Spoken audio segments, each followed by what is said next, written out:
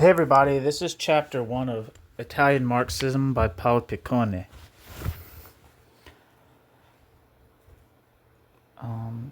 The contents of chapter 1 are, chapter 1 is titled The Cultural Background, and the headings are Origins of the Philosophy of Praxis, the Hegelian Heritage, Hegel in Italy, Spaventa's Hegelianism, Critical versus Orthodox Hegelianism, Gramsci's interpretation of Italian history.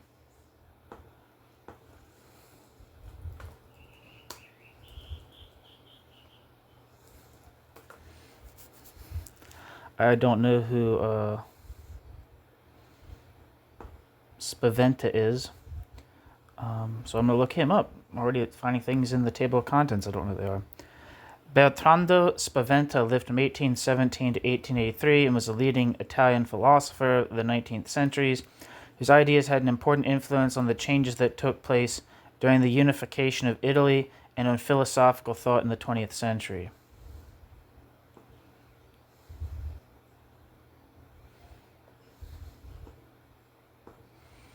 So, moving on.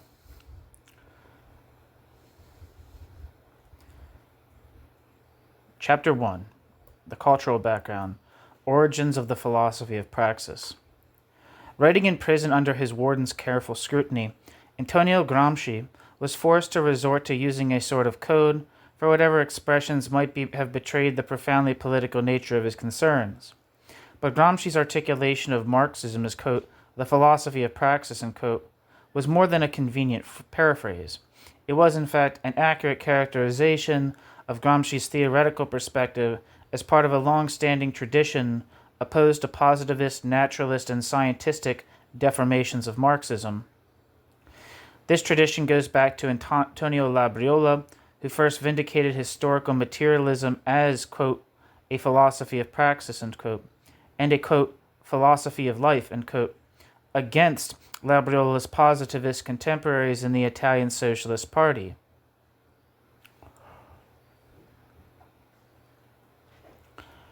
But it extends back beyond that, finding its origin in the broader 19th century Neapolitan neo-Hegelianism, which, after its initially strong impact during Italy's Risorgimento in the 1850s and 1860s, faded out of sight for a couple of decades, eclipsed by the positivism that is usually uncritically associated with rapid industrialization and scientific progress.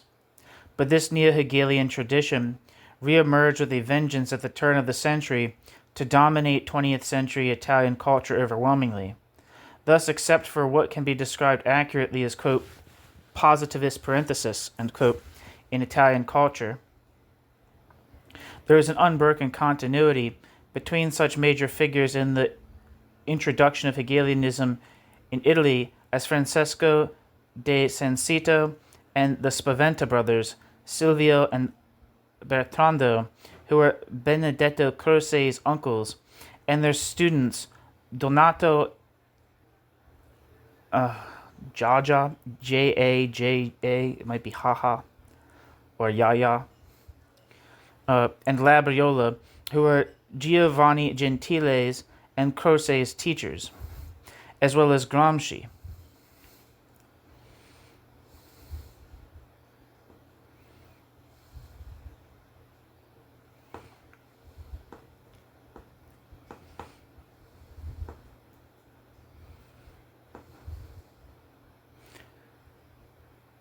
Wikipedia says Francesco de Sanctis, or Sanctis, lived from 1817 to 1883 and was an Italian literary critic, scholar, and politician, leading critic and historian of Italian language and literature during the 19th century.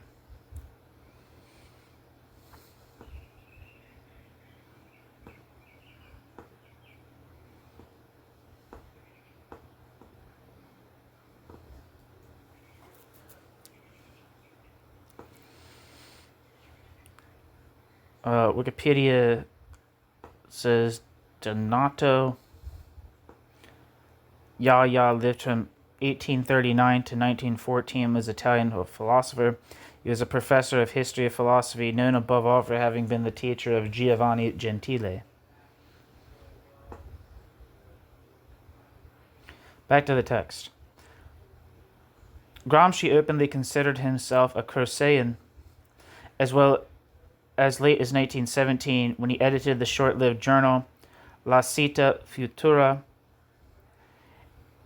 and even a decade later in prison he considered Croce's work so important as to suggest that it would have been useful for a whole group of men to dedicate, quote, 10 years of activity in the writing of an anti-Croce, end quote. Footnote. Although this is the derisive general interpretation of the period provided by the neo-idealist schools of Benedetto Croce and Giovanni Gentile, it remains sound in spite of objections from the left. End footnote. And that's in reference to the bit about the dominance of Hegelianism in Italian culture.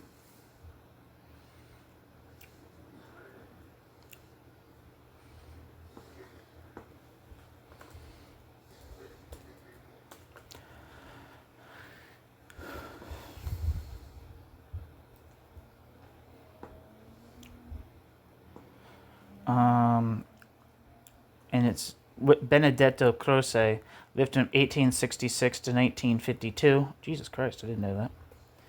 And was an Italian idealist, philosopher, historian, and politician who wrote on numerous topics, including philosophy, history, historiography, and aesthetics. A political liberal in most regards, Benedetto Croce formulated a distinction between liberalism as support for civil liberties and, quote, liberalism as support for laissez-faire economics and capitalism. Croce had considerable influence on other Italian intellectuals, from Marxists to Italian fascists, such as Antonio Gramsci and Giovanni Gentile, respectively. Croce had a long career in the Italian Parliament, joining the Senate of the Kingdom of Italy in 1910, serving through fascism and the Second World War before being elected to the Constituent Assembly as a liberal. In the 1948 general election, Benedetto Croce was elected to the new Republican Senate and served there until his death. He was a longtime member of the Italian Liberal Party, serving as its president from 1944 to 1947. Croce was the president of the Worldwide Writers Association, PEN International, from 1949 until 1952. He was nominated for the Nobel Prize in Literature 16 times. Croce is also noted for his, quote, major contributions to the rebirth of Italian democracy, end quote. Benedetto Croce was an elected international member of both the American Academy of Arts and Sciences and the American Philosophical Society. So that's who Croce is. This generally underemphasized heritage is significant not only because it provides useful background information. Footnote: 3 recent works attempting I don't need to read that, never mind. End footnote. It is in fact a necessary component of any understanding of Gramsci along the lines that he himself laid down for reconstructing the genesis and structure of the Italian intelligentsia. Any study of Gramsci's thought claiming continuity with his work must approach it from the dual perspective of a constantly rejuvenating tradition, and the specific configuration that this takes in concrete historical situations. Gramsci's thought can be characterized as running along 2 main parallel theoretical tracks: a re-elaboration of Marxism as the crowning point of Western thought, presupposes the, quote, Renaissance and Reformation, German philosophy and the French Revolution, Calvinism and English classical economics, end quote, and a constant historicist emphasis on the particular way in which the tradition lives and is practically articulated. In this we can see why, as early as 1917, Gramsci contraposed what he took to be Bolshevism, quote, the Marxist thought that never dies, which is the continuation of Italian and German idealist thought, end quote, to the sclerotic doctrine sanctified by the Italian Socialist Party. And we can see why Gramsci always emphasized the need to deal with social and political problems in their historical concreteness as specifics that always must be given absolute precedence over any abstract categorical schemes that might be forced onto them.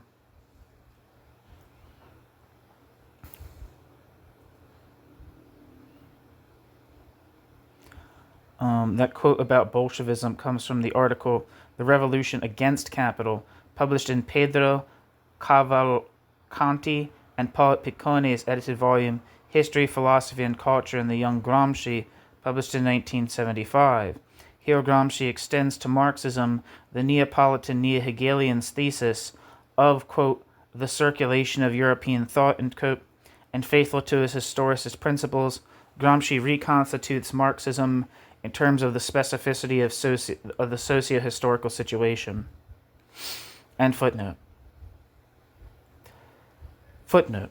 Thus, for example, in 1918, in a party debate concerning Esperanto, Gramsci argued against its uncritical acceptance as the official party language as was being proposed. Quote, language is not just a means of communication, it is first of all a work of art.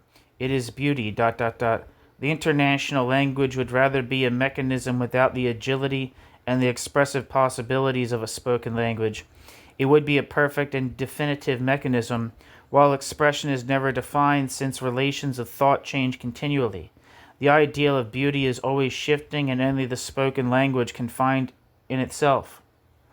Or in other languages, the new nuances, the new verbal ties, adequate to the new needs, if it finds them in the past, that it lives as renewed, end quote.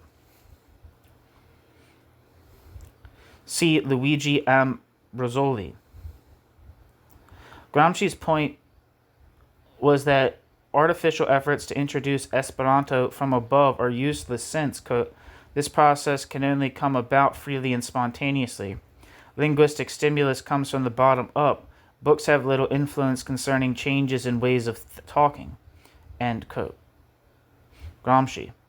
See Gramsci's article Universal Language in Esperanto, published in Cavalcanti and Piccone, History, Philosophy, and Culture. Also relevant here is Gramsci's implicit acceptance of the Croce Vossler identification of language and art. End footnote. The multidimensional specificity of life can be reduced to well-packaged abstractions whose conceptual allegiance only temporarily hides their manifold deficiencies. Abstractions and theoretical structures in general remain valid only as long as they are never unchained from the social milieu where they were first born and where they must ever be recreated as mediations.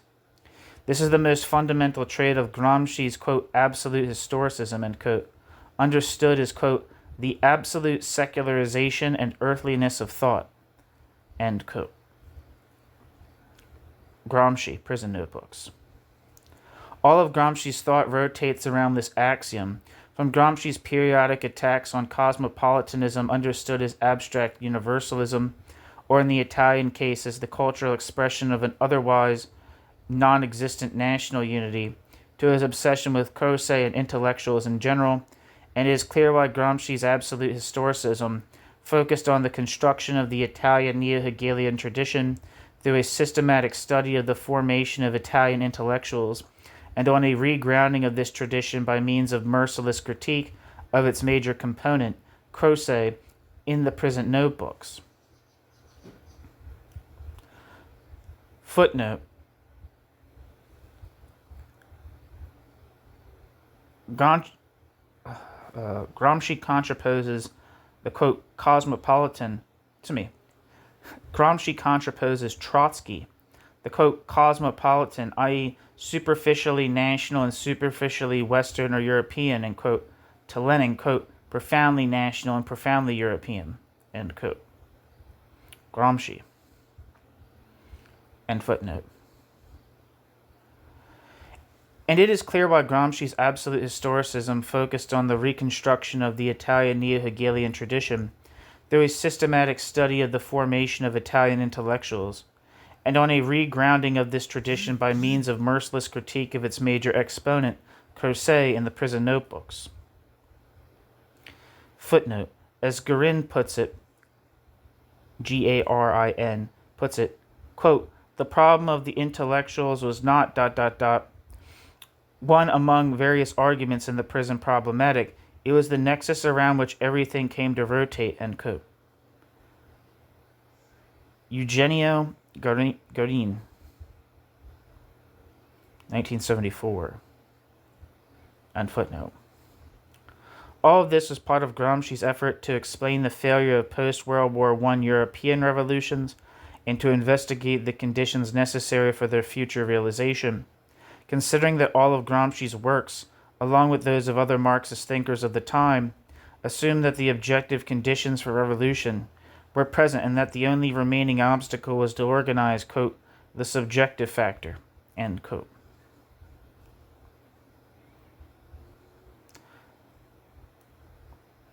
It is understandable why, in explicating the reasons for the failure, Gramsci's analysis tended to focus on the subjective domain and those responsible for its articulation, the intellectuals.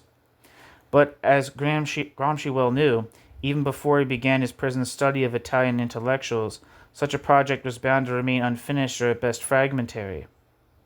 Footnote.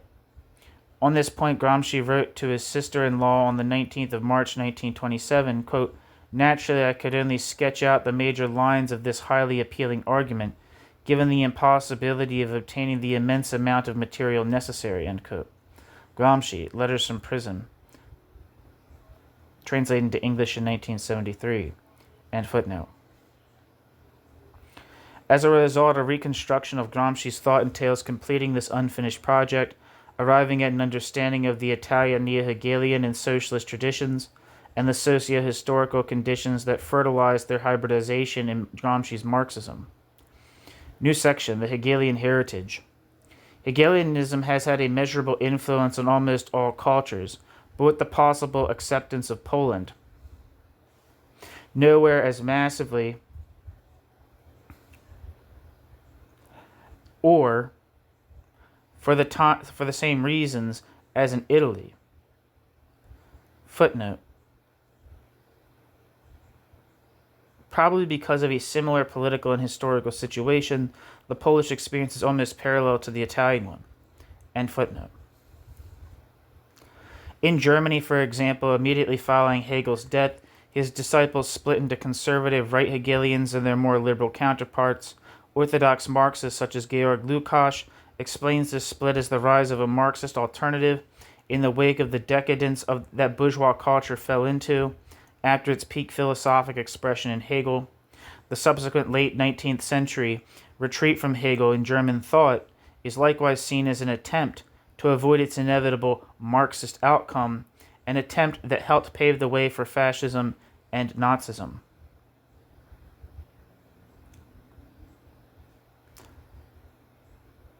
Whatever shortcomings this thesis may possess, it is true that Hegelianism has had little effect in shaping German culture.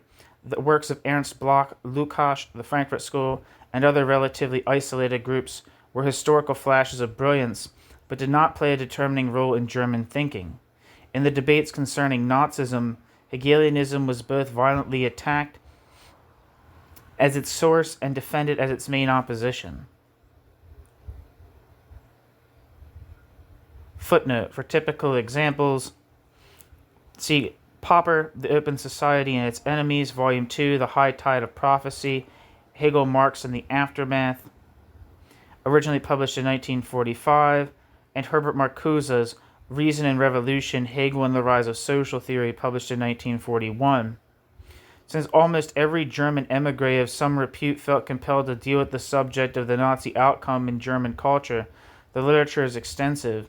See Fromm's Escape from Freedom, Horkheimer and Adorno's The Dialectic of Enlightenment, Cassirer's book The Myth of the State, and scores of others fall into this category. End footnote. Yet, given the authoritarian character of German political life from Bismarck to Hitler, it has been the right Hegelian's Hegel, if indeed Hegel is at all to blame, who has had the upper hand. In England, the situation was somewhat different. Hegelianism became popular in Britain in the late 19th century, precisely when it was all but dead in Germany. In 1882, William James accurately described the situation when he wrote, quote, We are just now witnessing a singular phenomenon in British and American philosophy. Hegelianism, so defunct in its native soil, has found among us so zealous and able a set of propagandists that today it may really be reckoned one of the most powerful influences of the time in the higher walks of thought. End quote. William James. In the article on some Hegelism,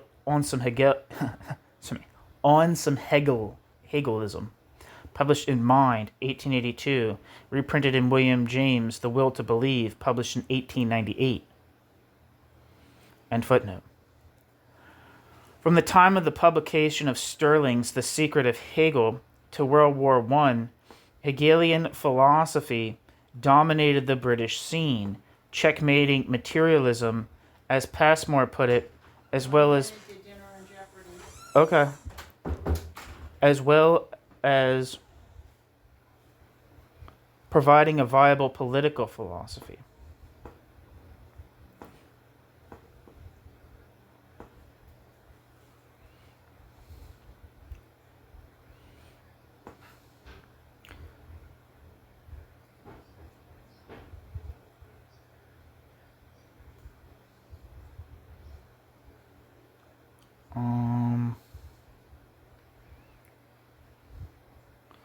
Wikipedia says the secret of Hegel being the Hegelian system in origin, principle, form, and matter is the full title of an important work on the philosophical system of German philosopher Georg Wilhelm Friedrich Hegel, who lived from 1770 to 1831, by James Hutcheson Stirling, who lived from 1820 to 1909, a Scottish idealist philosopher.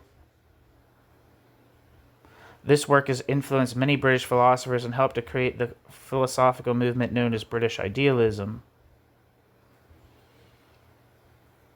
Wikipedia says British idealism is a subset of absolute idealism. A subset of absolute idealism, British idealism was a philosophical movement that was influential in Britain from the mid-19th century to the early 20th century.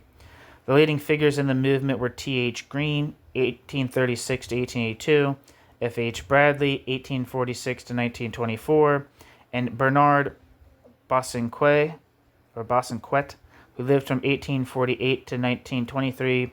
They were succeeded by the second generation of J.H. Muirhead, 1855 to 1940, J.M.E. McTaggart, 1866 to 1925, H.H. Joachim, 1868 to 1938, A.E. Taylor, 1869 to 1945, and R.G. Collingwood, 1889 to 1943.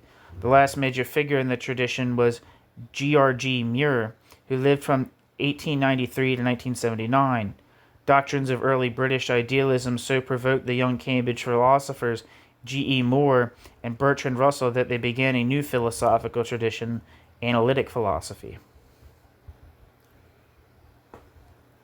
End footnote. Back to the text.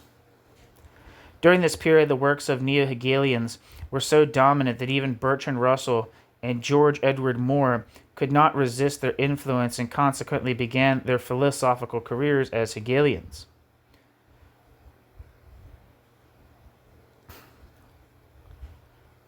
Footnote. See Bertrand Russell's book, The Autobiography of Bertrand Russell, published in 1967.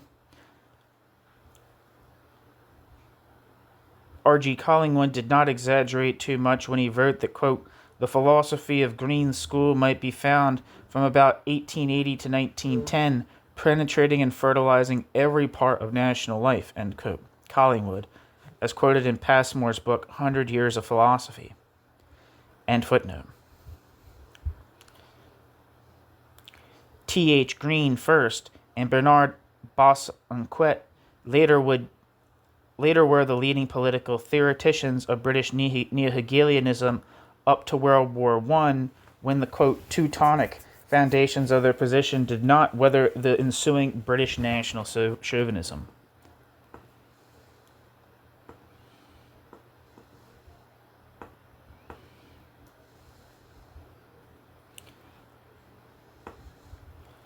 Wikipedia says T.H. Green, Thomas Hill Green, lived from 1836 to 1882, and was known as T.H. Green, was an English philosopher, political, radical, and temperance reformer, and a member of the British idealism movement.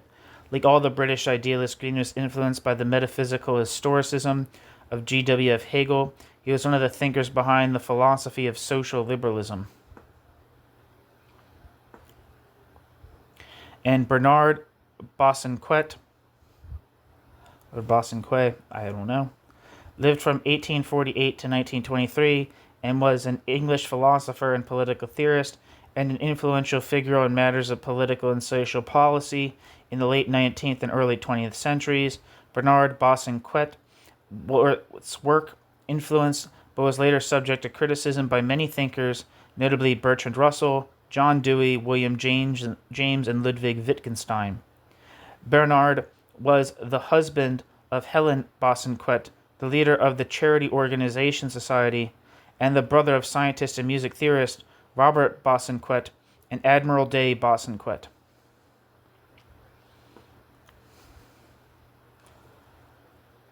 Back to the text.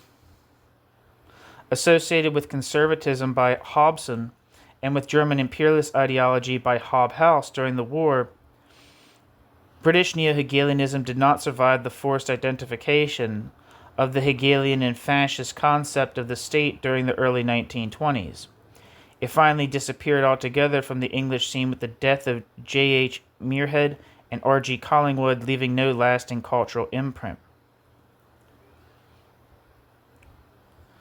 Footnote. See J.A. Hobson, Democracy After the War, published in 1919. And footnote. See Leonard T. Hobhouse's book, The Metaphysical Theory of the State, A Criticism, published in 1918. In a particularly pathetic preface addressed to his son, a pilot in the British Air Force, Hobhouse recalls how one summer morning while reading Hegel he was surprised by a German air raid. It was the German bombs, he claimed, that proved to him once and for all the falsity and evil character of Hegel's philosophy! Exclamation point. End footnote.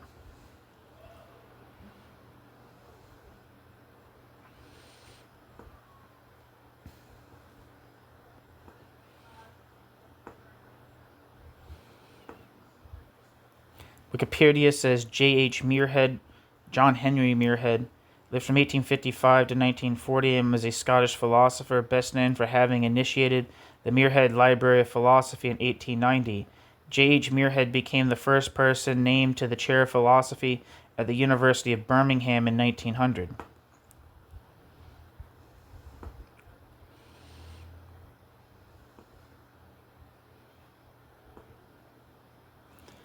And Wikipedia says R.G. Collingwood lived from 1889 to 1943 and was an English philosopher, historian, and archaeologist. R.G. Collingwood is best known for his philosophical works, including The Principles of Art of 1938 and the posthumously published The Idea of History, 1946.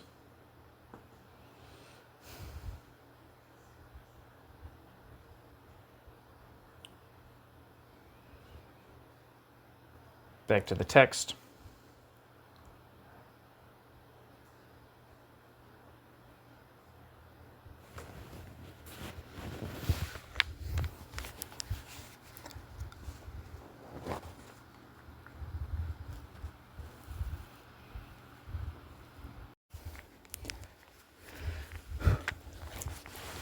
A very similar phenomenon took place in Russia. In fact, according to Planty Bonjour's somewhat exaggerated evaluation, quote, no European country has felt a Hegelian influence as durable as Russia, and no European country has been so profoundly affected by this philosophy, end quote. Guy Planty Bonjour, Hegel et la pensée philosophique in Russie, 1830 to 1917.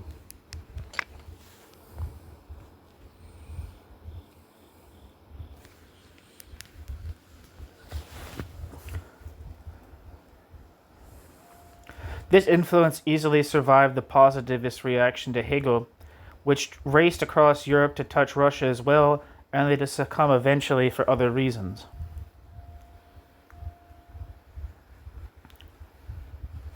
Even before it was ruthlessly and finally, quote, refuted by Stalin's well-known administrative methods, Hegelianism had run into other problems. Quote, in spite of the brilliant variations inspired by Hegelianism concerning the importance of the dialectic as the foundation of social practice, the individualist, nihilist, anarchist,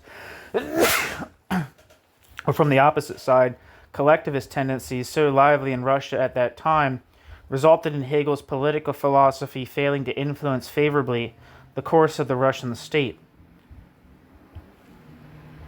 End quote. Guy Planty Bonjour. In America, Hegelianism also played an important role. Despite the dominant mythology popularized by Frederick Jackson Turner's thesis, according to which the practical needs of the Western frontier conditioned all of American culture, what philosophy existed during the pioneer days of Western expansion, 1850 to 1890, was mainly Hegelian or Platonist.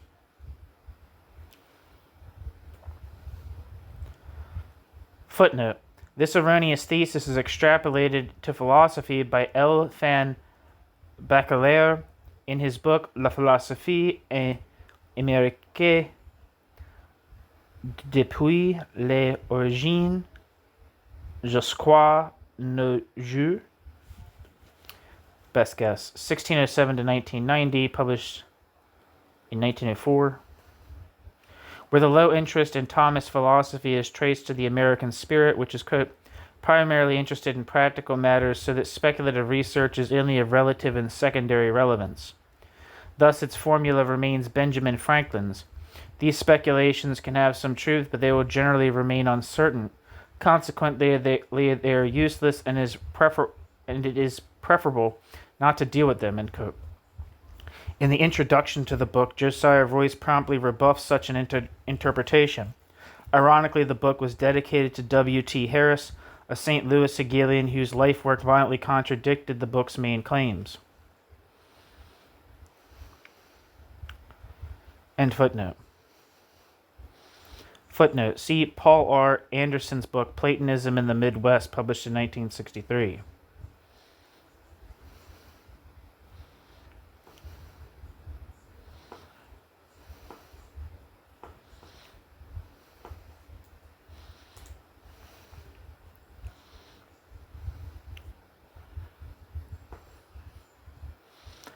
Wikipedia says Frederick Jackson Turner lived from 1861 to 1932 and was an American historian during the early 20th century, based at the University of Wisconsin-Madison until 1910, and then Harvard University. Frederick Jackson Turner was primarily known for Frederick Jackson Turner's frontier thesis. Frederick Jackson Turner trained many PhDs who went on to become well-known historians. Frederick Jackson Turner promoted interdisciplinary and quantitative methods, often with an emphasis on the Midwestern United States. Frederick Jackson Turner's essay titled The Significance of the Frontier in American History included ideas that formed the frontier thesis. In it, Turner argued that the moving western frontier exerted a strong influence on American democracy and the American character from the colonial era until 1890. Frederick Jackson Turner is also known for his theories of geographical sectionalism. During recent years, historians and academics have argued frequently over Turner's work. However, all agree that the frontier thesis has had an enormous effect on historical scholarship. Back to the text. In 1859 to 60, while buffaloes were still roaming the Great Plains, Henry C. Brockmeyer was tucked away in the wilderness of Warren County, Missouri, tirelessly attempting to translate Hegel's logic into English. Footnote. See Henry A. Pockman's book, New England Transcendentalism and St. Louis Hegelianism, published in 1948.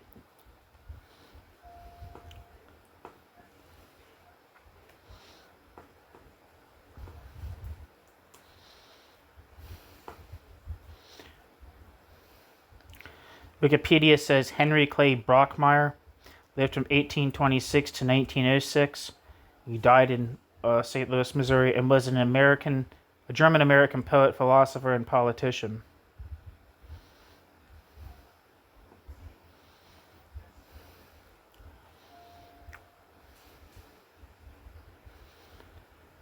For a while, Henry C. Brockmeyer even tried to teach Hegelian philosophy to the Indians around Muskogee, Oklahoma. Footnote: see William H. Goetzman's edited volume, Introduction to the American Hegelians, an intellectual episode in the history of Western America, published in 1973. Unfortunately, Brockmeyer failed to produce, even after several revisions over a period of 40 years, a publishable translation. End footnote. The first professional philosophy journal in the United States was published in 1867 by the St. Louis Hegelians after W.T. Harris, its future editor, could not publish a critique of Herbert Spencer's philosophy in the fashionable North American Review.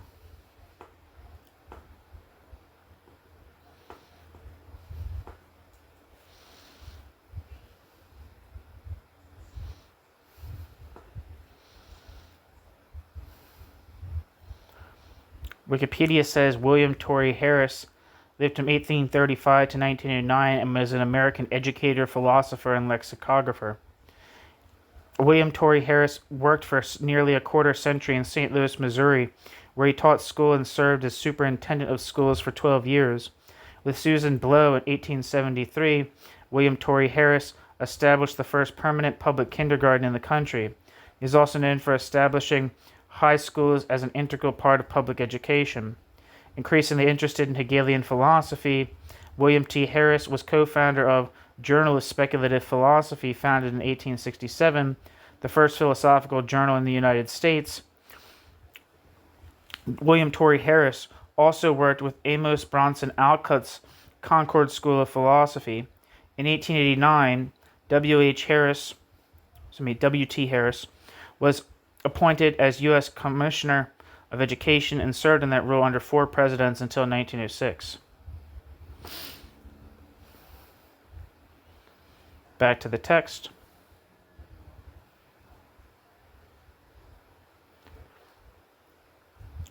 For 26 years, the Journal of Speculative Philosophy, described by John Dewey as, quote, the only philosophical journal in the country at that time, published by the only group of laymen devoted to philosophy for non-theological reasons, and, quote, made available in English the best contributions of American and German philosophers.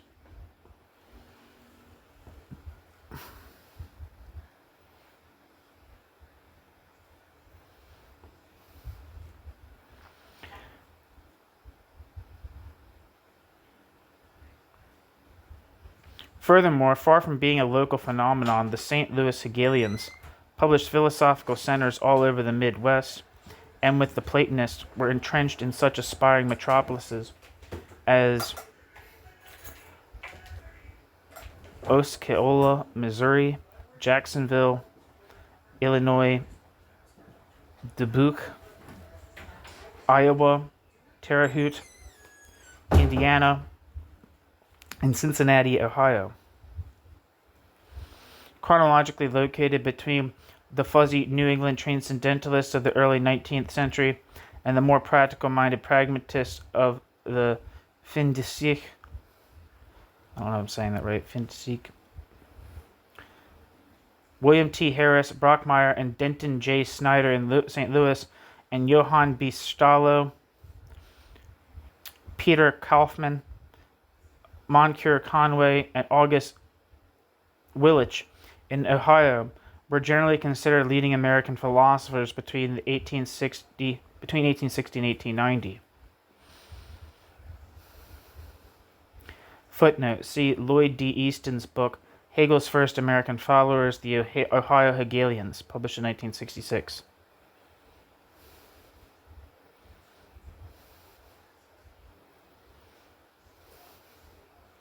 Although they had died out by 1900 after Harris became U.S. Commissioner of Education and Brockmeyer, Missouri's Lieutenant Governor, the Hegelians made a considerable cultural impact.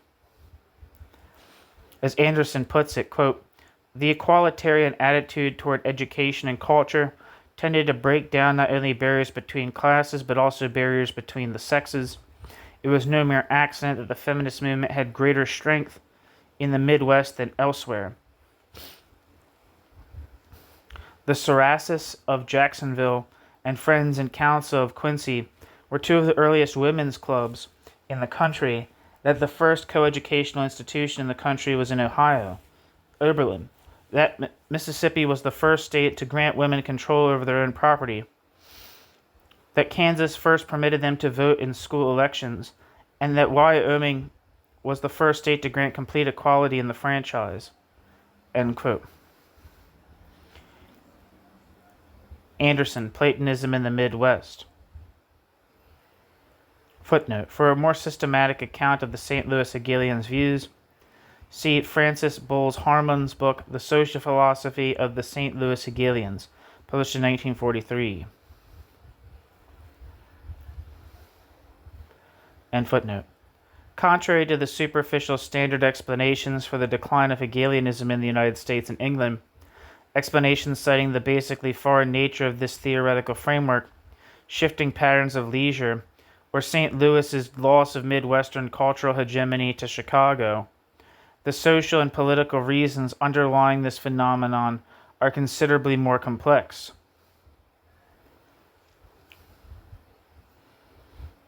Footnote. According to Harmon, the St. Louis Hegelians conceived of, quote, a national state in terms foreign to social theory in the United States at the time, end quote.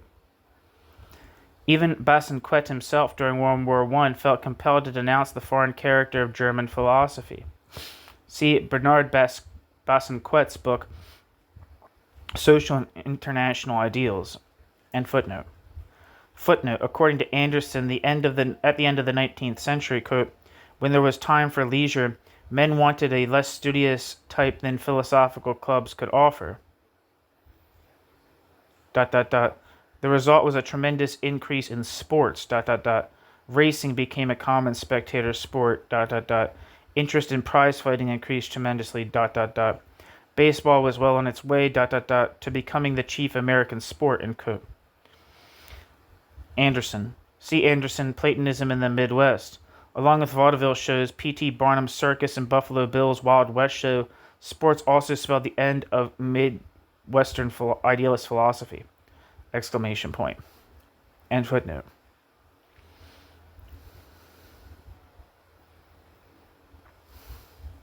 William H. Werkmeister, A History of Philosophical Ideas in America. Where am I?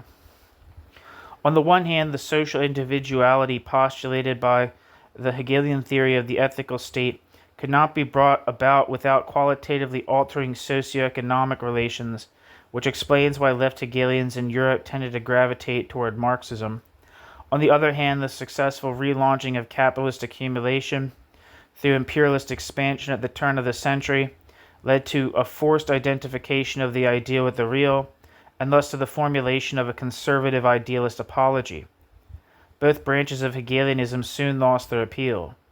The eschatological expectations of the radical wing foundered on a sandbar of unanticipated resistance in a sea that the left Hegelians thought had long ago dissolved all obstacles to social change. The conservative wing, meanwhile, was reduced to providing accounts of social reconciliation that were neither credible nor ultimately necessary. It is not surprising that in the United States, the pragmatists ended up jettisoning the speculative Hegelian framework altogether and salvaging its contents. Whereas in England, the pop philosophies of Russell and Moore captured Oxford and Cambridge, with the few lingering tendencies towards Hegelianism in the London School of Economics turning to Marxism. Footnote. Thus Dewey openly acknowledged that, quote, acquaintance with Hegel has left a permanent deposit in my thinking. ... In the content of his ideas there is often an extraordinary depth. In many of Hegel's analyses, taken out of their mechanical dialectical setting, an extraordinary acuteness. End quote. John Dewey. See John Dewey's article, From Absolutism to Experimentalism, published in Goetzmann's American Hegelians. End footnote. It was in Italy that Hegelianism had its most profound and lasting impact.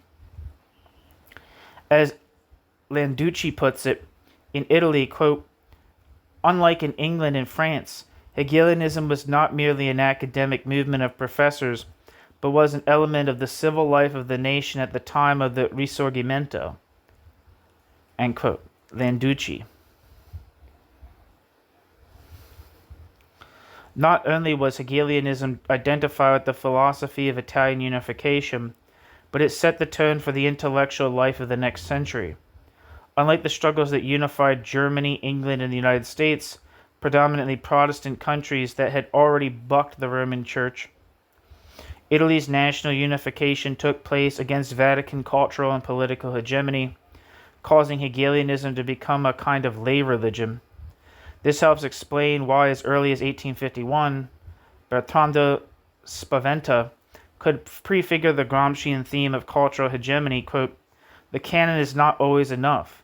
Maybe the Austrians will be armed matter, but the Pope, the cardinals, the priests, the friars, the Jesuits, the ignorants, and maybe even Ferdinand of Bourbon are half matter and half idea.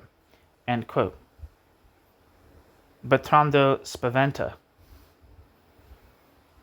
Letter dated 8th of October, 1851.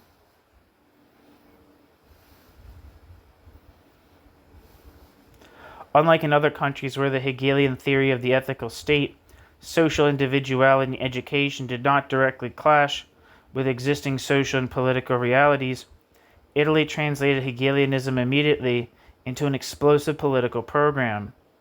In his theories of civil society, intellectual formation, and cultural hegemony, Gramsci is the clear heir to the Italian neo-Hegelian heritage.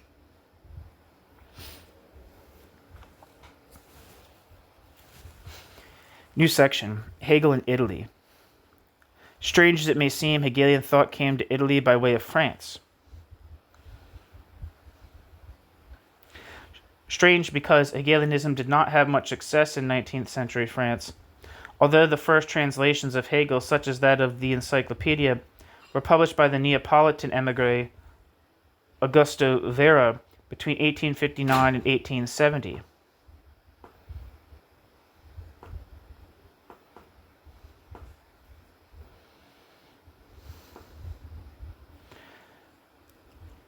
Wikipedia says Augusto Vera lived from 1813 to 1885 and was an Italian philosopher who followed Hegel's theories and translated many of his works.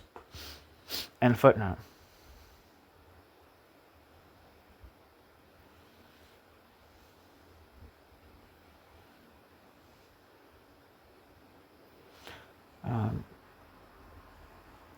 Where am I?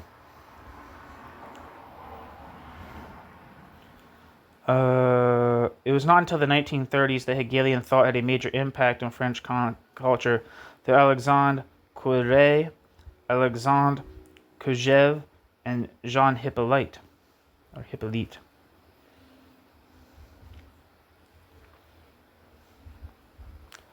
Footnote. Contrary to Hippolyte's claim that only part of Hegel's encyclopedia had been translated by Augusto Vera, all three sections appeared. In fact, Vera was well into a French translation of Hegel's lectures entitled The Philosophy of Religion when the publisher's bankruptcy forced a suspension of the whole project. Hippolyte, who traces the French Hegel revival to Lucien Hare and Jean Wahl, completely overlooks the foreign impact of the mid-19th century French translation of Hegel. See Jean Hippolyte's article. It's in French. Blah, blah, blah.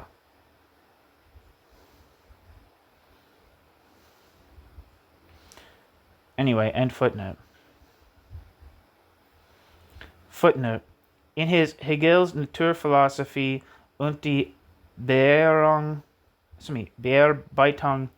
derselben durch den italienischen Philosophen a Vera, published in 1868, Karl Rosenkranz called Vera, quote, the most rigorous systematizer Hegel has ever had, who follows him step by step with full devotion, end quote, and claimed that, quote, from now on, those who have trouble understanding Hegel in German would be advised to read Vera's translations, end quote. Vera's translations, however, rank among some of the worst ever published. And footnote.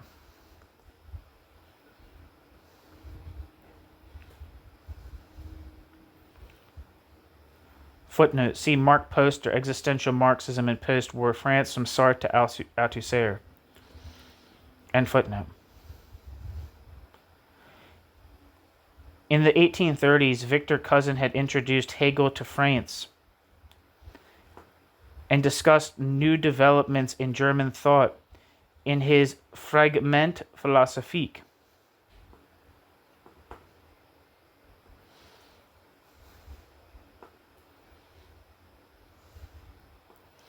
I don't know if I'm saying this person's name right. It could be Victor Cousin. I don't know. Victor Cousin, lived from 1792 to 1867, was a French philosopher. He was the founder of, quote, eclecticism, a briefly influential school of French philosophy that combined elements of German idealism and Scottish common sense realism. As the administrator of public instruction for over a decade, Cousin also had an important influence on French educational policy.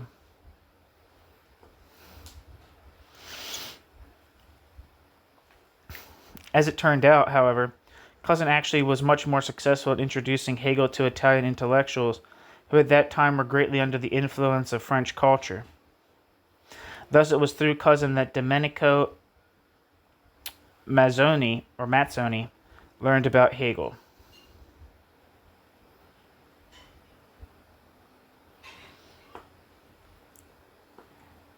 And, toward the end of 1835, went to Berlin to learn firsthand of the new developments.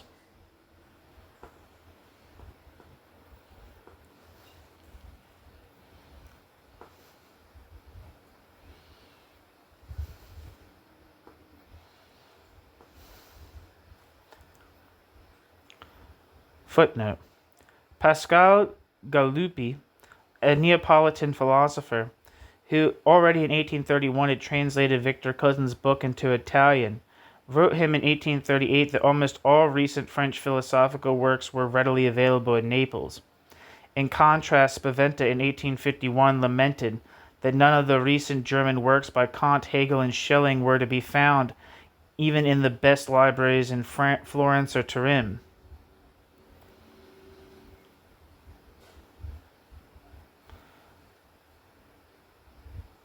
See de Mace's letters of 12th of November and 25th of December 1851 to Bertrando Spaventa, in which de Mace jubilantly reports from Paris to have finally located Hegel's works, which at that time were unavailable in Turin. End footnote.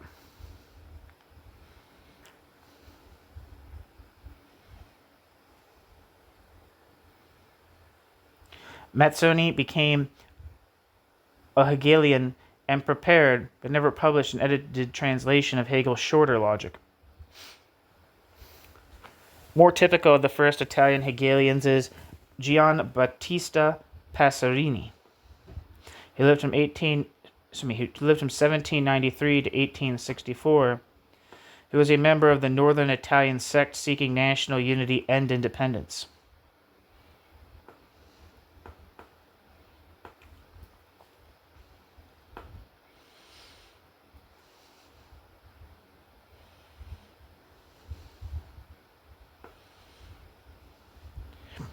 Chased into exile by police for, quote, studying the well-known French philosophers, and thus aware of and imbued with their dangerous theories, often claiming that man should be free, end quote. Footnote, from a note in the police files quoted in Oldrini, end footnote. Passerini went to Berlin in 1824, where Passerini met Hegel, and where, in 1840, Passerini translated into Italian Hegel's book Philosophy of History, published in Switzerland the next year. A similar inspiration produced the first Italian translation of Hegel's Philosophy of Right in 1848, and attempts by De Sanctis and Bertrando Spaventa to translate into Italian Hegel's larger logic and parts of the Phenomenology, attempts carried out, while the former was polishing off his political and philosophical education in a Bourbon jail, where he was serving time for, quote, subversive activities, end quote. Footnote, having become acquainted with those parts of Hegel's aesthetics available in the first 2 volumes of Cours d'Esthétique, analyse et traduit en partie par Charles Bernard, published in 1840 and 1843, the remaining 3 volumes did not appear until 1848 to 1850. Francesco de Sanctis became a Hegelian during the middle 1840s while studying with other Neapolitan Hegelians. Arrested in December 1850 for political activities, he spent most of the next 3 years in jails where he struggled with Hegel's logic. This does not mean that the Neapolitan Hegelians were free of problems with Hegel. In a letter to his brother Bertrando, in which he promised to study philosophy again, Silvio Spaventa wrote, quote, "Here, a philosophy of books, I first read Spinoza. I studied day and night. What did you expect? I had trouble understanding. I could not retain anything. Then I read Hegel's Phenomenology 3 times. Would you believe it? I desperately cried over it. I did not understand it. I did not get anything out of it. I could not retain anything," end quote. Dated 4th of May, 1853, in Silvio Spaventa dal 1848 al 1881, Lettere scritti documenti, edited by Benedetto Croce, 1923.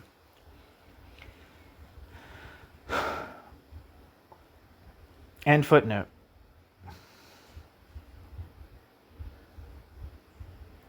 And while Spaventa was escaping northward in an attempt to avoid a similar fate,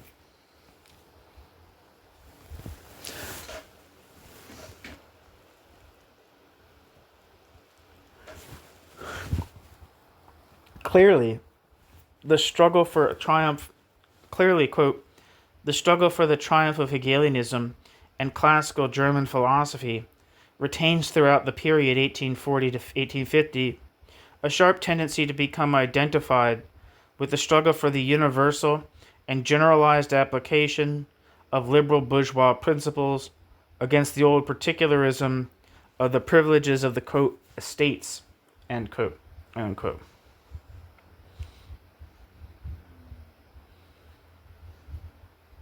Footnote, having hastily departed from Naples on the 26th of October, 1849, after his brother Silvio was already in jail for political activities, Bertrando Spaventa published in 1851 in Turin his Studi sopra la filosofia di Hegel, which is part commentary and part paraphrase of the, quote, preface to Hegel's Phenomenology.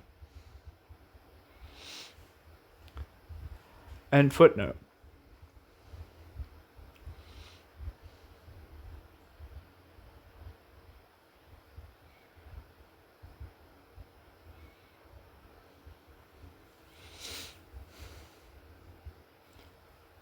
Clearly, quote, "The struggle for the triumph of Hegelianism and the classical German philosophy retains throughout the period 1840 to 1850 a sharp tendency to become identified with the struggle for the universal and generalized application of liberal bourgeois principles against the old particularism of the privileges of the, quote, estates," end quote, unquote.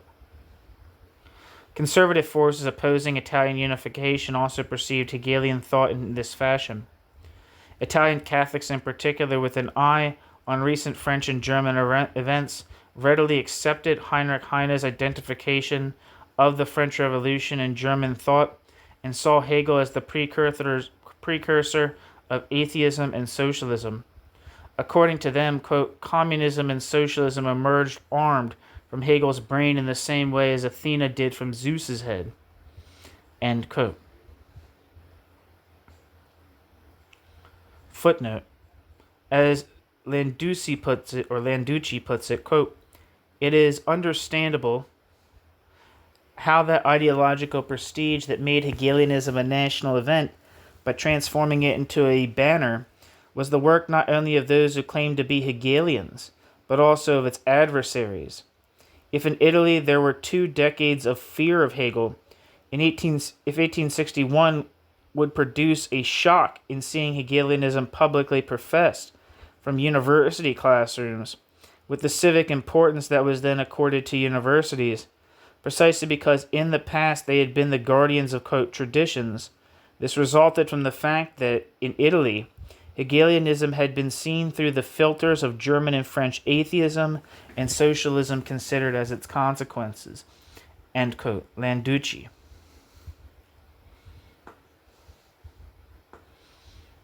End footnote.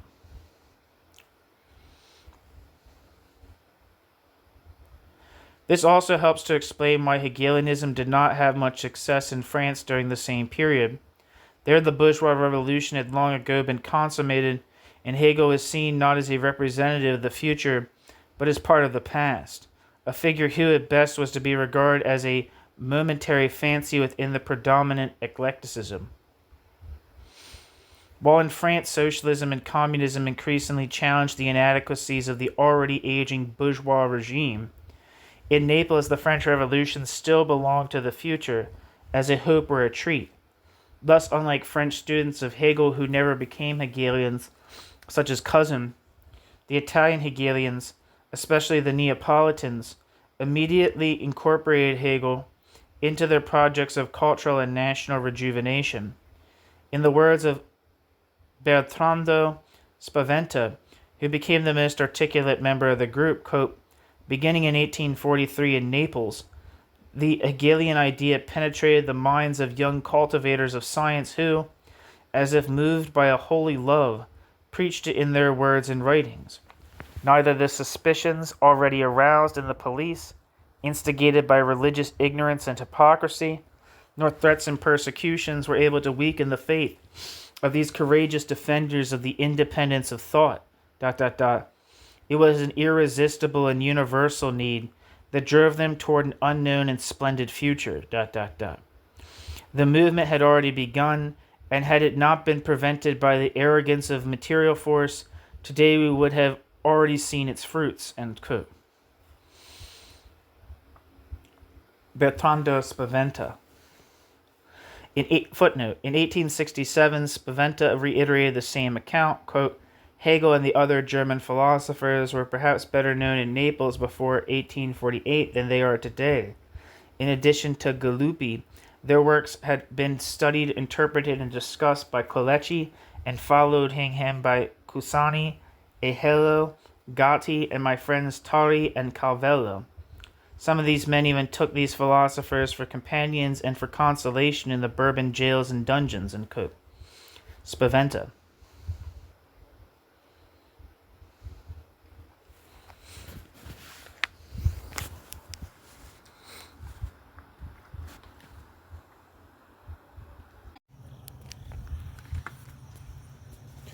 New section, Spaventa's Hegelianism.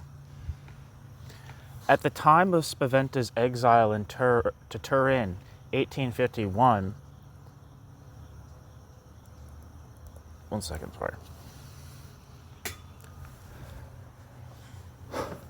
most of northern Italy was still part of the Austro-Hungarian Empire.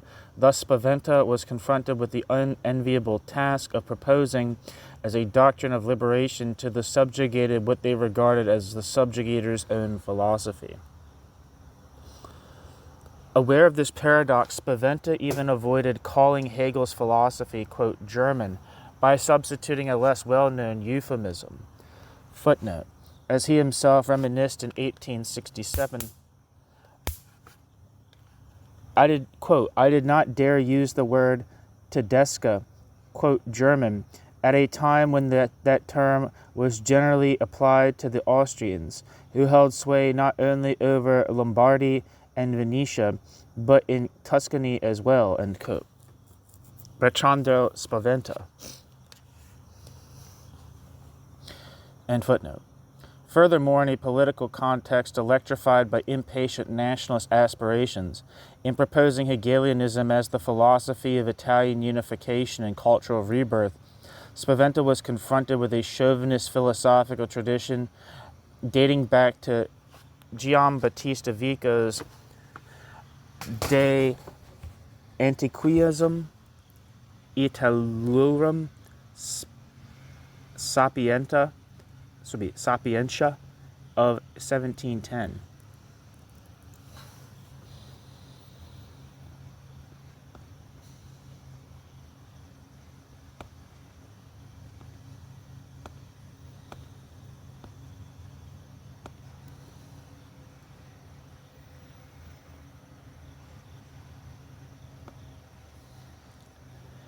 There Vico had located Etruria as the land of Pythagorean thought, and, in the context of tracing the sources of the Italian language, Vico had hinted at the existence of an innate Italian philosophy whose origins were buried in prehistory.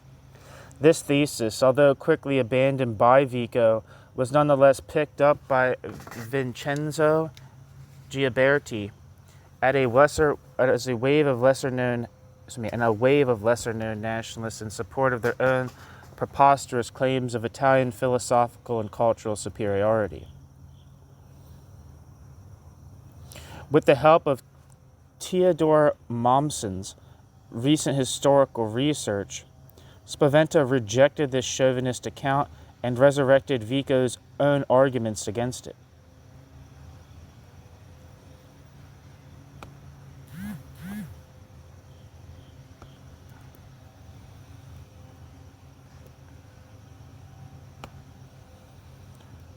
Wikipedia says Christian Matthias Theodor Mommsen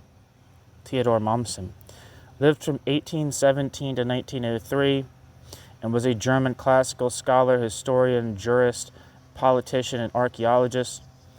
Mommsen is widely regarded as one of the greatest classicists of the 19th century. Mommsen received the 1902 Nobel Prize in Literature for his historical writings, including the book The History of Rome, after having been nominated by 18 members of the Prussian Academy of Sciences.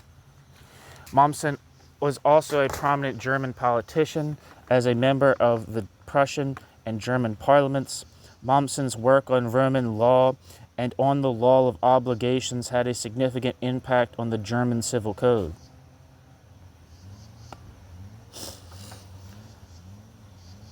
Back to the text.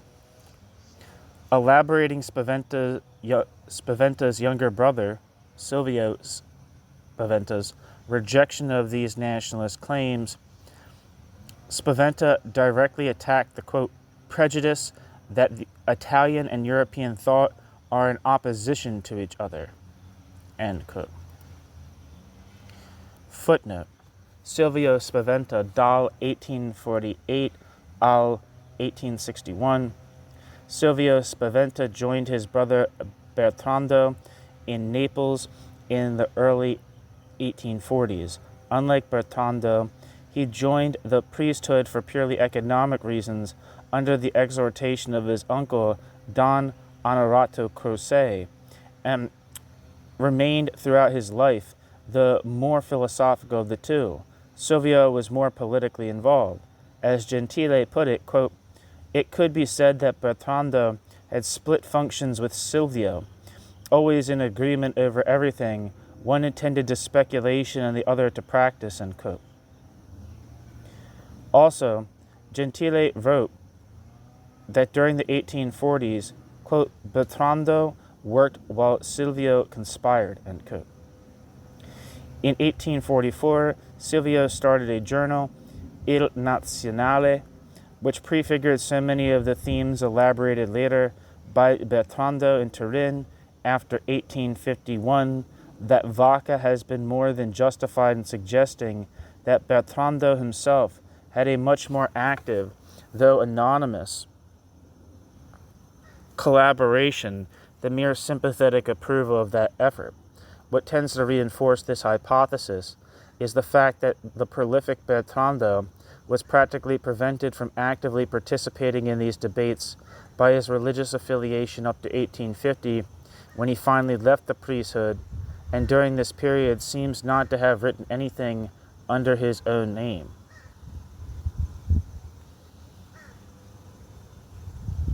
End footnote.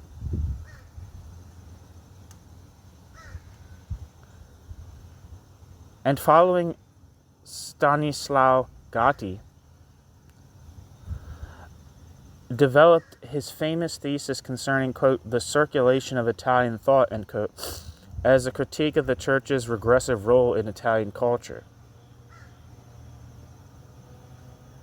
Footnote. In his work Della Filosofia Italiana of 1846, Gatti had also confronted the problems of the history of Italian philosophy, but unlike earlier chauvinist accounts, he had attributed the decline during the last 2 centuries specifically to the Church's repressive policies.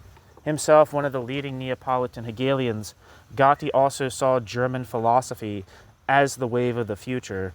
For an excellent discussion of Gatti, see Greeley's article, Nationality of Philosophy. On the liberal and democratic sources of Spaventa's thesis of the circulation of Italian thought, see some Italian book by Vacca, Politica e Filosofia, and footnote. The decline of post-Renaissance Italian philosophy has been the object of many studies, such as those of Terenzio Mamiani and Gioberti.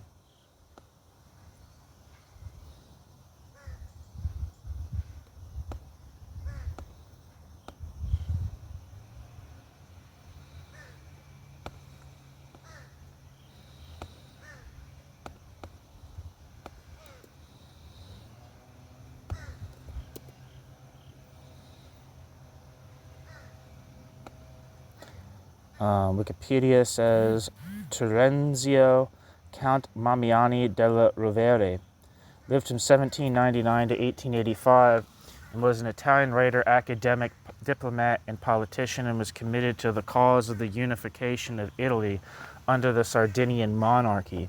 He was one of the leading figures of liberal Catholicism. Back to the text.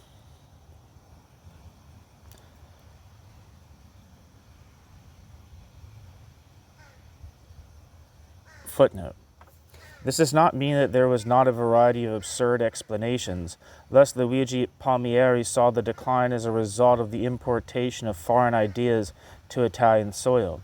Since he recognized, quote, the need for the commerce of ideas as well for the traffic of commodities, end quote, he did not absolutely condemn the study of German philosophy. He simply sought a, quote, import quota, end quote. Palmieri, incidentally, was responsible for having the police close the Spaventa School of Hegelian Philosophy in Naples in 1847. End footnote.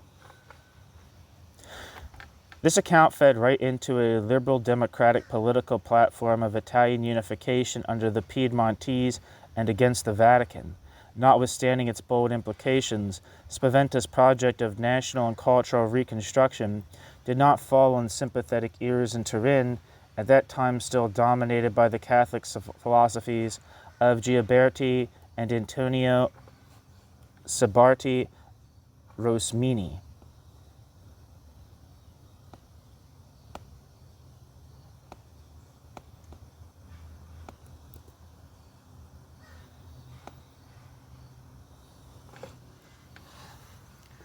Antonio Francesco Divide Ambrogio Rosmini Serbati lived from 1797 to 1855 and was an Italian Catholic priest and philosopher. Antonio Rosmini founded the Rosminians, officially the Institute of Charity, and pioneered the concept of social justice and Italian liberal Catholicism. Alessandro Manzoni considered Rosmini the only contemporary Italian author worth reading. Rosmini has been beatified, I don't know how to say that word, in the Catholic Church. Back to the text. Spaventa later described this cold reception, quote, needless to say, in Turin, I was a complete fiasco, ... Yet I did not despair. Some months after I arrived, I spoke at a public meeting, delivering a lecture on Giordano Bruno's practical philosophy. It was on the eve of the feast of St. John the Baptist, when all the good folks of Turin make a huge bonfire in the town square. The reception that I got was so honest and friendly that some priest in other times would not have hesitated to throw. Where the hell am I? Would not have hesitated to throw me into the flames with all his heart, end quote. Spaventa. Undaunted, Spaventa spent the next decade painstakingly elaborating Hegelianism as the philosophy of the Italian Risorgimento, constructing the philosophical thread linking Bruno and Tommaso Campanella to Descartes and Spinoza, and tying Vico to Hegel.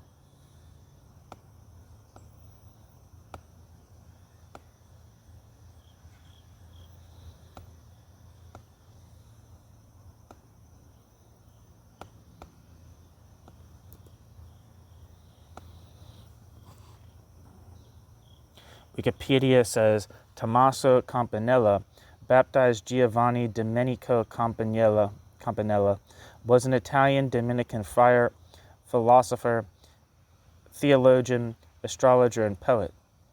Tommaso Campanella was prosecuted by the Roman Inquisition for heresy in 1594 and was confined to house arrest for 2 years.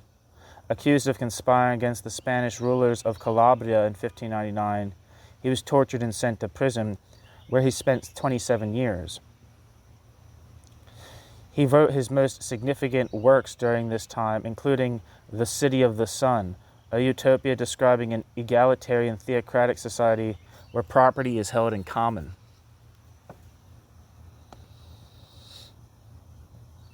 Back to the text.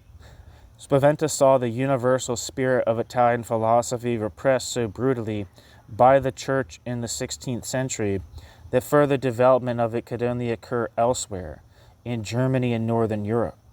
National liberation and cultural rebirth, therefore, could take place only by going back to that tradition, not to the precise point where its development had been violently interrupted in Italian, but to the point at which it had reached its highest level of articulation abroad.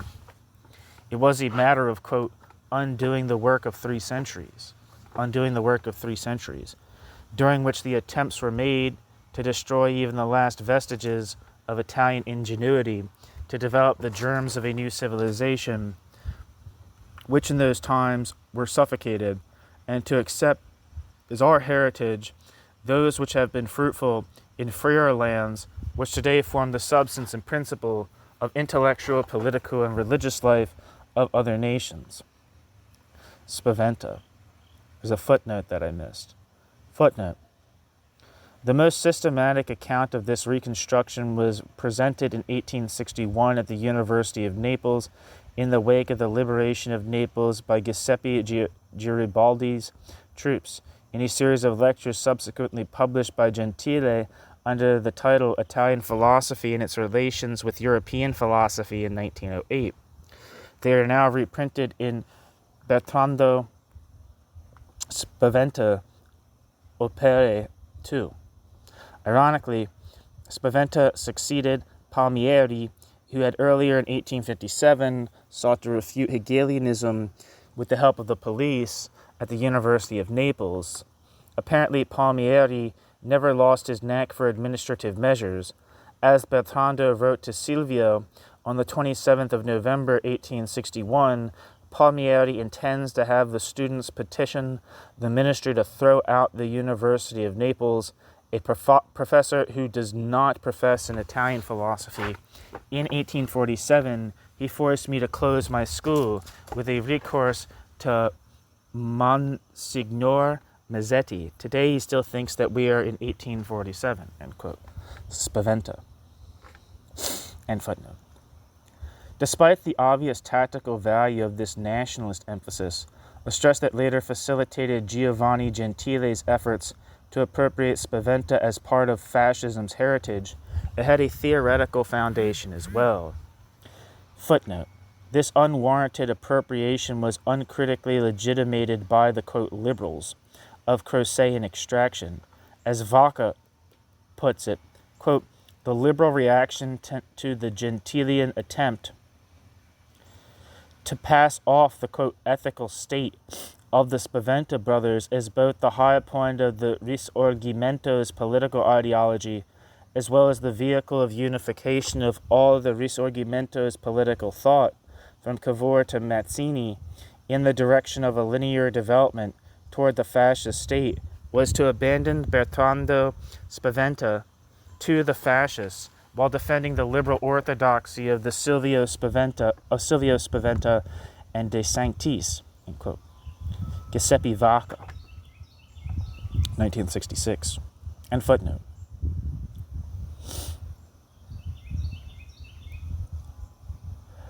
Understanding philosophy is the acme of cultural achievement. Spaventa defended its national character in terms of concrete universality, i.e., the specific embodiment that the universality of modern philosophy receives, in particular socio-historical settings, challenged both by chauvinists like Luigi Palmieri, who rejected outright all, quote, foreign philosophies, and by orthodox Hegelians such as Augusto Vera, whose abstract cosmopolitanism failed to recognize any cultural particularities in philosophical traditions.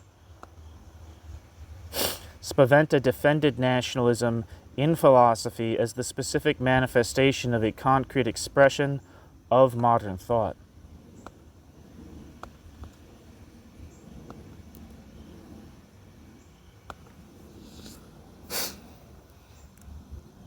Wikipedia says Augusto Vera lived from 1813 to 1885, was an Italian philosopher who followed Hegel's theories and translated many of his works.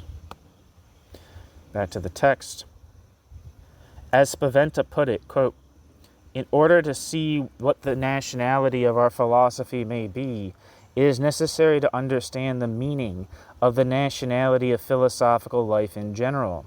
And to this extent, it is not sufficient to say that philosophy is the last and clearest expression of a people's life, ... On the other hand, I am fully familiar with what some claim, quote, what do we care about Italian or non-Italian philosophy? We want truth, and truth has nothing to do with nationality, end quote. Of course, truth transcends nationality, but without nationality, truth is an abstraction. Transplant truth as much as you want. If it has no correspondence with our national character, it will remain a truth in itself, but not for us. For us, it will always be a dead thing, to show that we have always lived in the heart of European thought, and we have always promoted and participated in this thought, and that we have not been alone and outside of common life is not a revelation or a diplomatic gesture, or even mere human respect, but a noble and rigorous duty for those professing philosophy, end quote.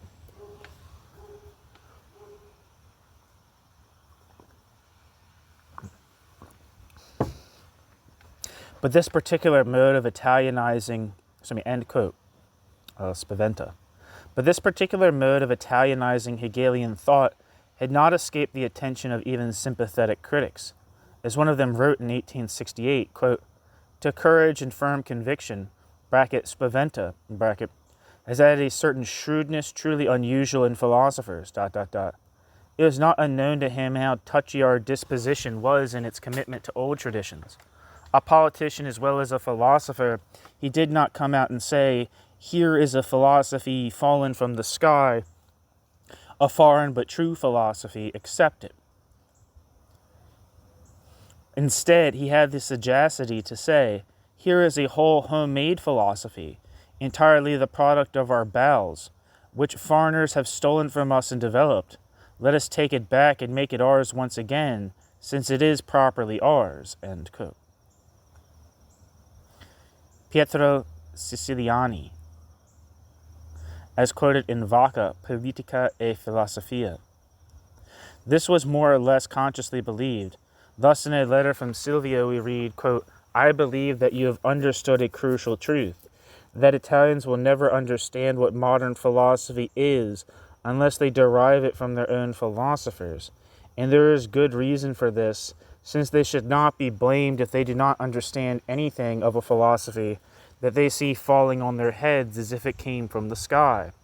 And this is what truly German philosophy is for them. Thus your work, could be the communication link between the ordinary philosophy in Italy and that which we would like to be there, end quote. Gentile.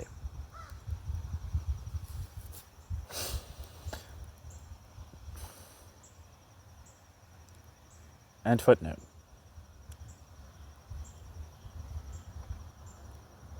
In carrying out this project of philosophical nationalization, however, Spaventa prefigured what half a century later would become vital Gramscian themes, such as a pedagogical theory of the state, the Hegelian foundations of Marxism, cultural hegemony, the primacy of the intellectuals, a theory of social individuality, and a socio-historically grounded program of national emancipation.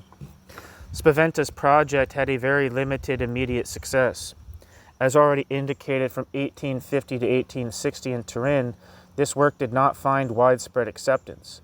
According to Vaca, quote, if in Naples the Hegelians had from the very beginning aroused the suspicions of the Bourbon police and had been thereby persecuted, in Piedmont the road was little clearer.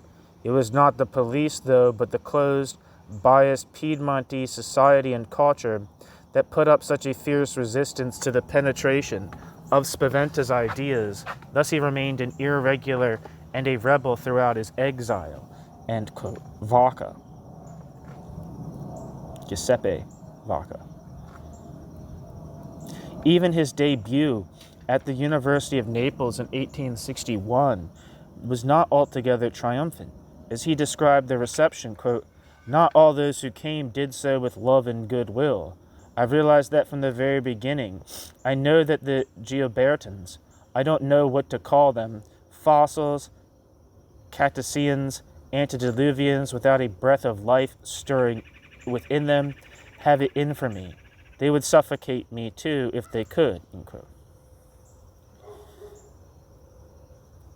Bertrando Spaventa to Silvio Spaventa, 8th of December 1861.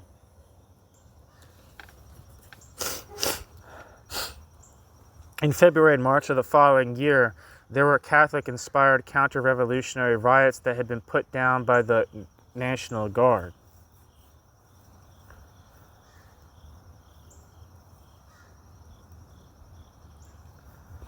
Although he had begun to gain some international recognition, Spaventa did not succeed in penetrating Italian culture to any great extent. Footnote. In a series entitled Briefe über italienische Philosophie, published in Berlin in Die Gedanke between 1864 and 1865, Theodor Sträter wrote that only in Naples could modern philosophy find new life. He considered Spaventa's theory of the circulation of Italian thought the most effective instrument for eliminating from Italian consciousness the residue of medieval Catholicism and for constructing a modern state. Sträter even compared Spaventa to Kuno Fischer. End footnote. Doubtless Spaventa's abrasive personality played a part in his failure to attract a sizable following, and may have had something to do with his singular lack of success in finding a publisher for his works. Footnote. Along these lines, Rousseau writes, quote, severe in his judgments, rigorous in his logic, sarcastic and irritable with his friends, Spaventa tended to create around himself an atmosphere of solitude and coolness, which is one of the very reasons for his greatness, end quote. See Luigi Russo, Francesco de Sanctis e la Cultura Neapolitana. End footnote.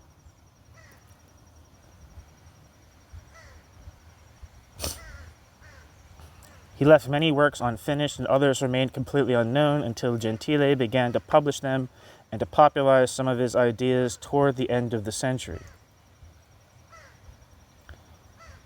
In the rapid industrialization that followed unification, the expansion in northern Italy was carried out mostly with Neapolitan capital and at the expense of the deteriorating southern agrarian economy.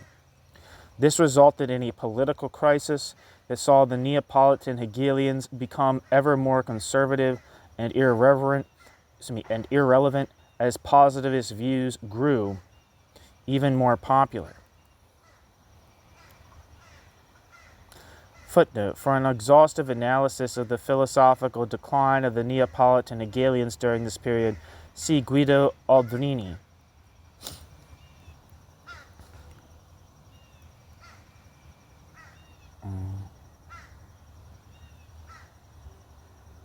La cultura filosofica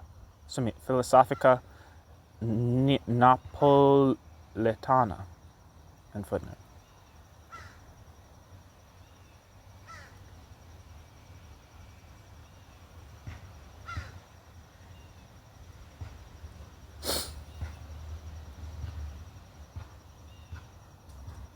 Wait, did I fuck something up here?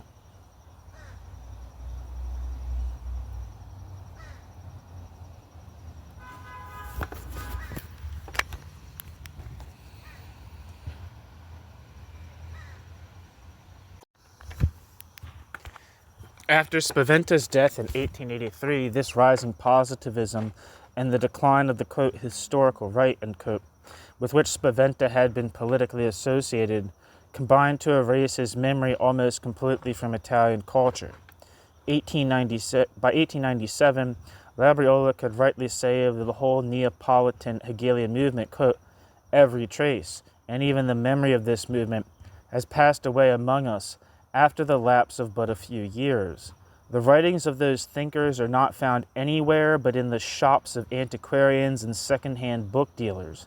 This dissolution into nothing of an entire scientific school of no mean account is not due solely to the often unkind and hardly laudable vicissitudes of university life, nor to the epidemic spread of positivism, which gathers here and there the fruits of a rather demi-monde science, but to deeper causes. Those Hegelians wrote, taught, and argued among themselves as though they were living in Utopia instead of Naples. They held mental discussions with their German comrades. They replied from their pulpits or in their writings only to such criticism as was made by themselves, so that they carried on a dialogue that appeared as a monologue to their audience and readers. They did not succeed in molding their treatises and dialectics into books that the nation looked upon as new intellectual conquest, end quote. Labriola,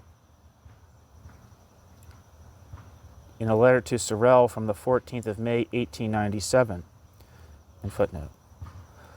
But precisely at the time when Labriola was writing the obituary of the Neapolitan Neo-Hegelians, Croce was preparing for publication some of Silvio Spaventa's papers, and Gentile, who independently of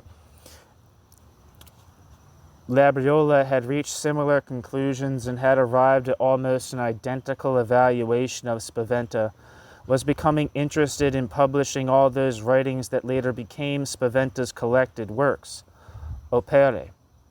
Footnote.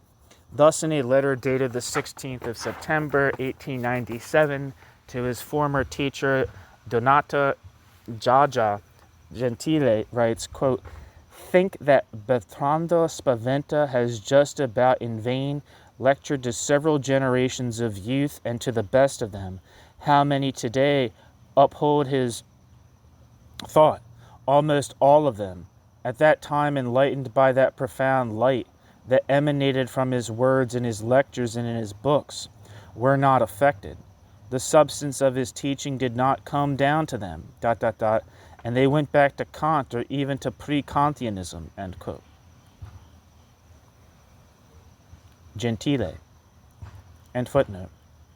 What Labriola bemoaned as incomprehensible jargon was to become standard Italian philosophical discourse for the next half-century. Thus Spaventa, instead of being Gramsci's acknowledged theoretical forebear, found resonance in Gramsci only indirectly through Croce's mediation. As Garin puts it, Garin, quote, De Sanctis and Spaventa were important factors in the formation of Croce and Gentile. They became among the most significant components of Italian consciousness in the 20th century through the diffusion and the rethinking that they underwent with Croce and Gentile. Yet it would be a serious error of perspective to attribute to Spaventa and De Sanctis a weight that they assumed only after Croce and Gentile emphasized their relevance and forced Italians to absorb them. In other words, the resonance that they had in the 20th century should not be confused with their actual echo in their own age. Eugenio Guerin, Cronache di Filosofia Italiana, 1900 and 1943. It is not surprising, then, that only recently triggered by the publication of some previously forgotten works of Spaventa, there has been a, quote, attempt on the part of Marxist historicism of a Gramscian inspiration to change the direction, bracket, of the neo-idealist interpretation, in bracket, and turn against it the experience of the first Hegelianism, end quote. Giuseppe Vacca. The full Hegelian character of Gramsci's Marxism has been blurred by the traditional contraposition of the Italian Communist Party's brand of Marxism-Leninism, claiming Gramsci as its main, quote, Italianizer, to the liberal version of Croce's Hegelianism, on the one hand, and the fascist interpretation of Gentile's Hegelianism, on the other. The result has been not only a persistent underemphasis of the theoretical continuity between Spaventa and Gramsci, but also a poor appreciation of Gramsci's own work.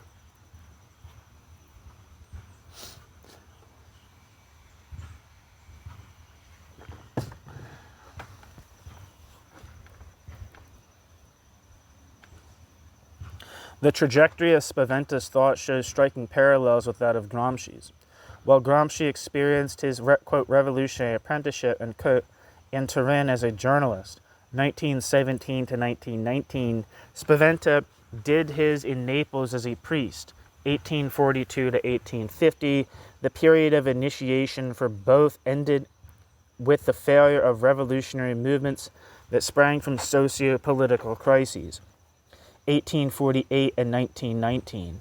Both spent many subsequent years explaining the failure of these insurrectionary efforts, managing to develop strikingly similar theoretical elaborations of contextually grounded revolutionary strategies, and finally both men died a couple of decades before their writings came to be widely appreciated. Of course, the greater part of a century that separates the two thinkers makes a great deal of difference in their outlooks.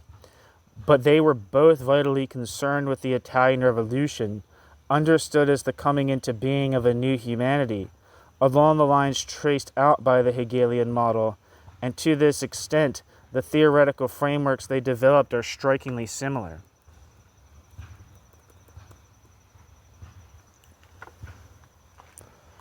Gramsci made few references to Spaventa in the prison notebooks, indicating that he was not well acquainted with Spaventa's work, and that he never considered any interpretation of it above and beyond those interpretations popular in Gramsci's day. Even Croce's own interpretation of his uncle's work was superficial and beset by contradictions.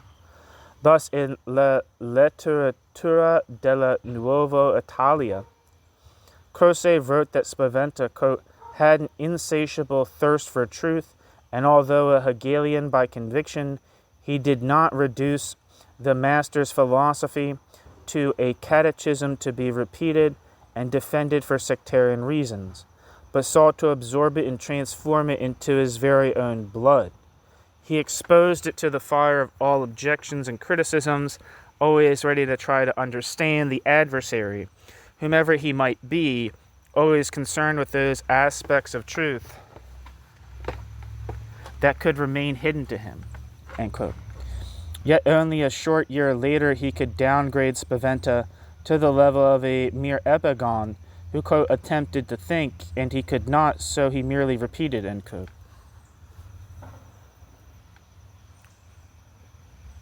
On the whole, Croce presents a Spaventa that with positivist tendencies and lingering theological concerns, but as Sarah has indicated, Croce was more interested in dissociating himself from his uncle than in providing a balanced assessment. Thus, in the very same, quote, contributo, Croce writes, quote, Spaventa came from the church and from theology, and his main and almost sole problem was that of the relation between being and knowing, the problem of transcendence and immanence, the most specifically theological philosophical problem. As for myself, having overcome the sentimental anguish associated with breaking off from religion, I soon settled with a kind of immanentism, not concerned with any other world than the one in which I actually live, and not feeling primarily and directly the problem of transcendence. Thus I never had any problem in conceiving of the relation between being and thought, since, on the contrary, the problem would have been to conceive of being separate from thought, or thought separate from being, end quote. End footnote.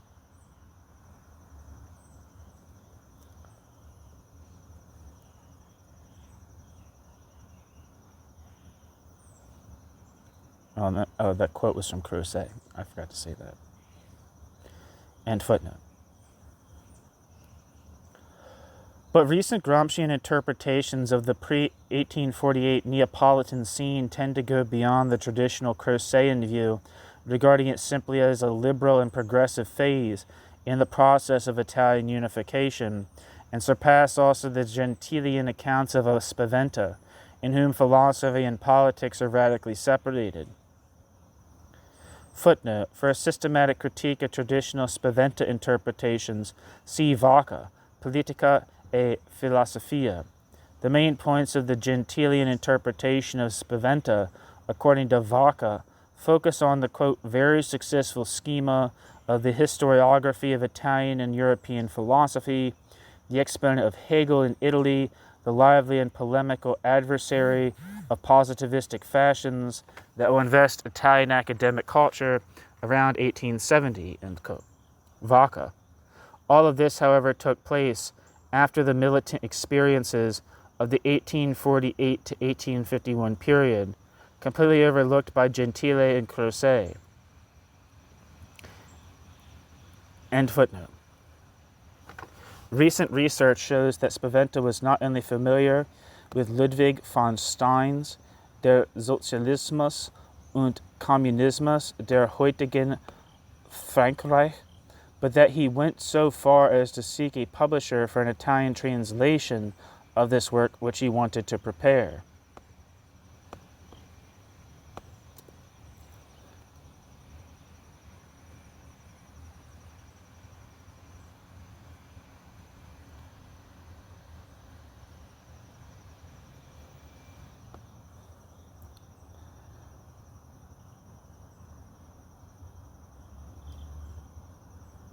Footnote.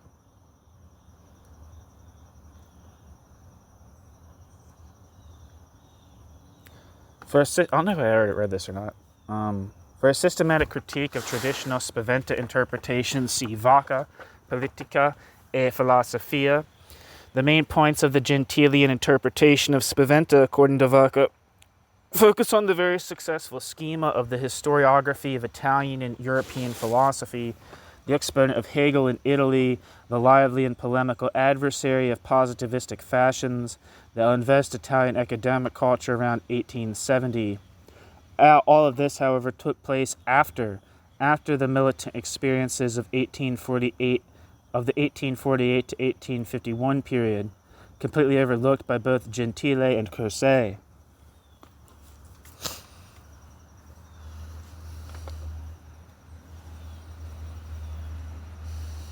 And footnote. For a discussion of Spaventa's relation to Stein, see Sergio Landucci, Il Giovane Spaventa tra Hegelismo e Socialismo. Lenducci quotes in full an announcement placed by Spaventa in a Florence journal, Il Nazionale, 14th of September 1850, where he briefly summarized Stein's book. And footnote. In fact, if Löwith is correct in seeing Stein as halfway between Hegel and Marx, it would be even more correct to see him as halfway between Hegel and Spaventa. Karl Löwith, from Hegel to Nietzsche, end footnote. Unlike the Stein depicted by Marcuse on the basis of later works where Stein's sociology translated Hegel's categories into reified sociological concepts, eternalizing conflicts typical of bourgeois society, the Stein that Spaventa knew was primarily the historian of the French Revolution, seeking to operationalize Hegelianism politically. Footnote. As Marcuse himself indicates, it is not only in the third edition of Stein's book published in 1850, Spaventa knew only the shorter second edition of 1848, that, quote, Stein's sociology, ... set out to uphold social harmony in the face of economic contradictions and morality in the face of social struggle, end quote. Marcuse, Reason and Revolution.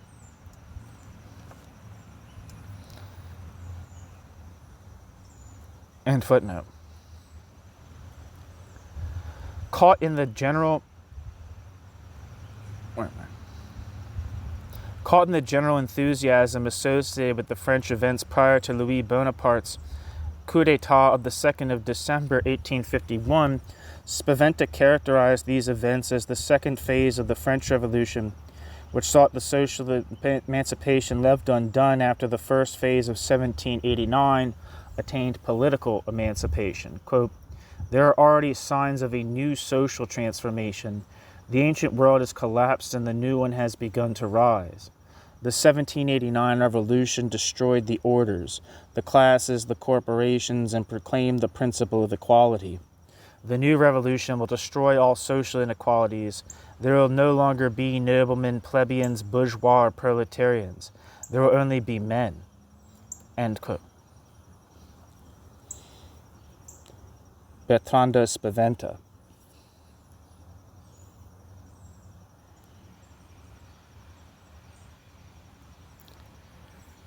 Further on the same theme is articulated once again, quote, abolished in 1847 the political importance of ownership and having the people attain universal suffrage, what remains is its social importance.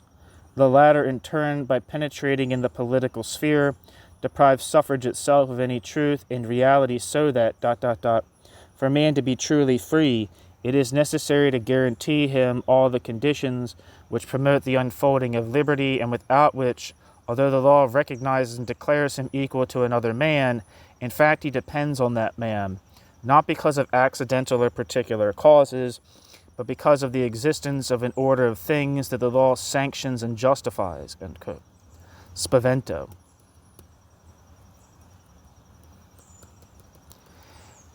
He even went so far as to locate the proletariat as the new revolutionary class. End footnote. Spavento went even so far as to locate the proletariat as the new revolutionary class. Quote, as long as man will remain a simple proletarian, without the means of production, he will not be truly free and equal to the owner in exercising his political rights.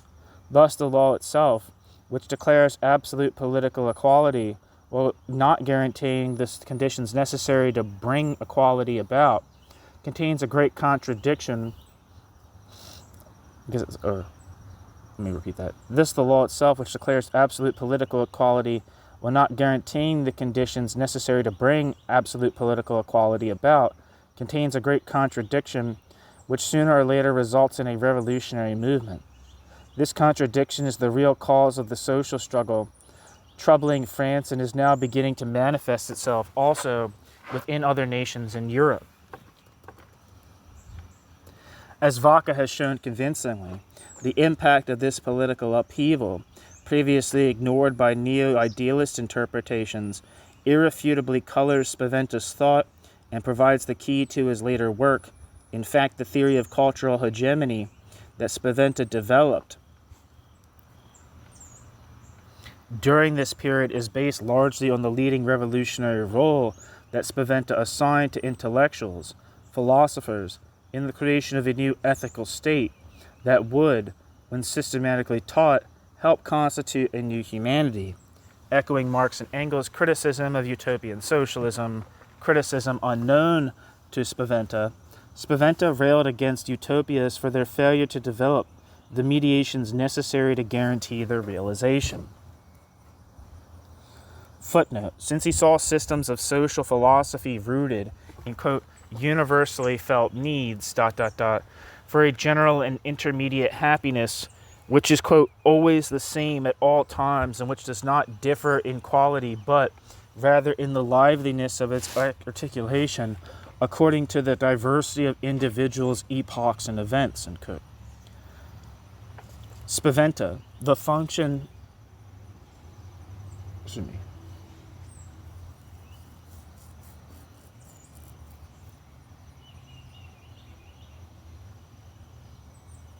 Where the hell am I?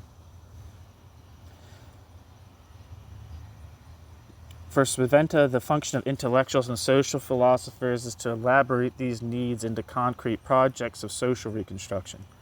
Thus, Spaventa associated utopias with, quote, the indiscriminate use of thought which renounces its own critical function because of either its profound distress with present unhappiness or its satisfaction with the given reality, and participates in the vortex of abstractions transcending the real, which is thereby resorted as such, no longer challenged by the need of legitimation and explanation through reason, end quote.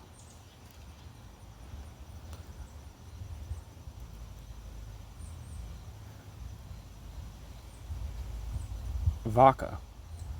End footnote. Still, despite, quote, the falsity of the system, end quote, Spaventa writes, quote, the need that generated, bracket, utopias, and bracket, exists and manifests itself in many ways.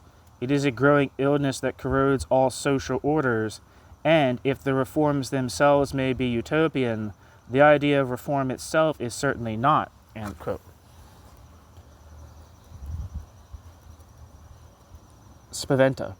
This is ultimately what determines the intellectual's revolutionary role.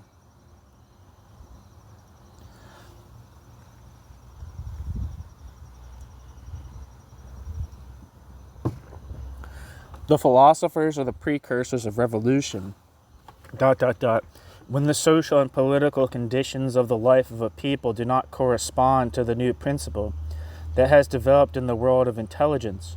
When the fact is in contradiction with the idea, revolution already exists as a germ in national consciousness. But then in the people, the revolutionary idea is a vague, obscure, and indeterminate feeling. Philosophers transform this feeling into a determinate thought. This thought is like a mirror in which the people recognize themselves, their new instincts, their new needs, in which they find resolute the contradiction between what is and what should be. Without philosophers, the revolution would be blind, indeterminate, and aimless. It would be the fury of instinct instead of the infinite power of reason, the violent power of the multitude in place of the absolute right of humanity, end quote. Caught in the crossfire between liberals and clerics in arguments concerning the theory of the bourgeois state, Spaventa turned to Hegel's critique of social contract accounts, faulting them for providing a statist account of, quote, a higher principle, which would be the essence and content of human will, and without which the latter is nothing other than pure arbitrariness and accident, end quote. Bertrando Spaventa. Footnote, according to Hegel, the French Revolution sought to provide a purely rational basis for the state. But since, quote, it was only abstractions that were being used, the experiment ended in the maximum of fearfulness and terror, end quote. Hegel, Philosophy of Right. End footnote. Spaventa followed Hegel further, seeing this social contract foundation as necessarily resulting in Jacobin terror because it is based on abstract individualism. Against the liberals, Spaventa vindicated the interventionist function of the state in educating the masses, and against the clerics he defended the right to teach other than church dogma. And while he was attacking everything from modern authoritarianism to abstract individualism, he at times came within a hair of posing the question of whether, quote, pure communism, end quote, was the ultimate goal of the social upheavals of the time. Footnote. Thus Spaventa writes, quote, here then is the genesis of authority. At the beginning man is free, and there is no right above and beyond man himself, but he must, and only knows why, sacrifice his liberty. The sum of the sacrifices made by each man is authority. What remains of individual liberty, which before was everything, is the corpse of this liberty, private authority. Having made this sacrifice and having constituted authority, public life proceeds as follows. The authority turned a man into the chief of state. This chief generates ministers. The ministers generate a majority. The majority generates the law. The law generates the duties of all citizens. Duties generate obedience. And thus, after innumerable and unnamed generations, out comes the social state, order, and the reign of authority. What is the reason for this emanative system? Nothing more than accident or arbitrariness when one moves from individual spirit, considered as an abstraction, in order to reach collective authority. End quote.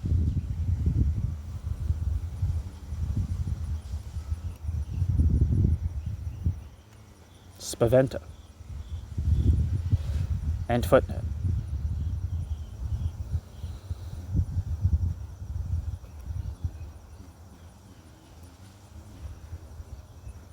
Given the overwhelming Catholic hegemony that prevailed in Italy in 1850, Spaventa focused primarily on the need to win over the masses, not just the intellectuals, in order to guarantee the success of the revolution.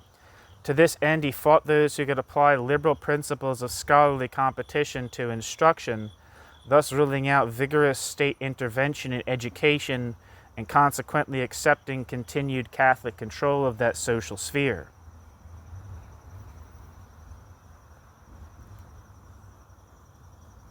Quote, let us assume that fortune and courage are enough to win, and that youth flocks around some illustrious professor, and the people, and the countryside, and the holy ignorance of early youth, while you, elect few, young speakers of the public academy, receive praise and applause in the new Berlin of your dreams. The worker, the peasant, the mother of the people's progeny will learn to distrust you, science and civilization. They will learn to deplore the pride of human intelligence. They will learn that the sovereignty of reason, of which you announce yourself as the confessors, is the dogma of hell, is original sin, is a rebellion against divine truth. And if in order to fight these deadly doctrines, you stray too far, or better yet, if you attack your adversaries where they are vulnerable, where you must wound them if you want to beat them, there you will find the penal code, the courts, the fines, the cops, and the fortress. End quote. Spaventa. Bonaparte's coup dealt a severe blow to Spaventa's rising expectations and forced Spaventa to reconsider his earlier optimistic outlook. Footnote. In a letter dated 16th of December 1851, Spaventa wrote to his friend Angelo Camillo de Mais, quote, there are some times when it seems that rational and necessary laws that govern the life of people are as if suspended, and the idea, the spirit, or whatever the hell it is, hides or retreats in the depths of existence, and events so that it is not enough to have the sharpest intelligence and the greatest enthusiasm for speculating in order to discover it and recognize it, I am in a kind of intellectual stupor, having been unable up to now to penetrate the meaning of the latest events, end quote. Spaventa. In later years, both Bertrando and Silvio acknowledged that they have embraced illusions and unwarranted hopes in this period. Footnote. Silvio Spaventa's speech in Rome, 1879. Footnote. Spaventa retreated more and more to his philosophical studies in the 1850s, but the earlier political interest remained, especially in his concern with the church's role. Spaventa spent a considerable amount of time during this period attacking the Jesuits in a ceaseless effort to demolish the Catholic stronghold on Italian culture. In a series of writings later collected by Gentile and published under the appropriate title, The Jesuit Policy in the 16th and 19th Centuries, Spaventa exposed the Jesuits' theoretical opportunism that led them to embrace democratic principles in the 16th century, but to support absolutism in the 19th. Today's Jesuits condemn representative orders, strongly defend the divine right of absolute principles, attack as a diabolical invention the principle of popular sovereignty. They want laws to be made not by the community, but by one only to whom it is communicated through heredity. An infallible wisdom. They claim that taxes must not be approved by those who pay them, but ordered at the whim of those who collect them, and so on. Those who are not of their opinion are anarchists, communists, etc. End quote. Bertrando Spaventa.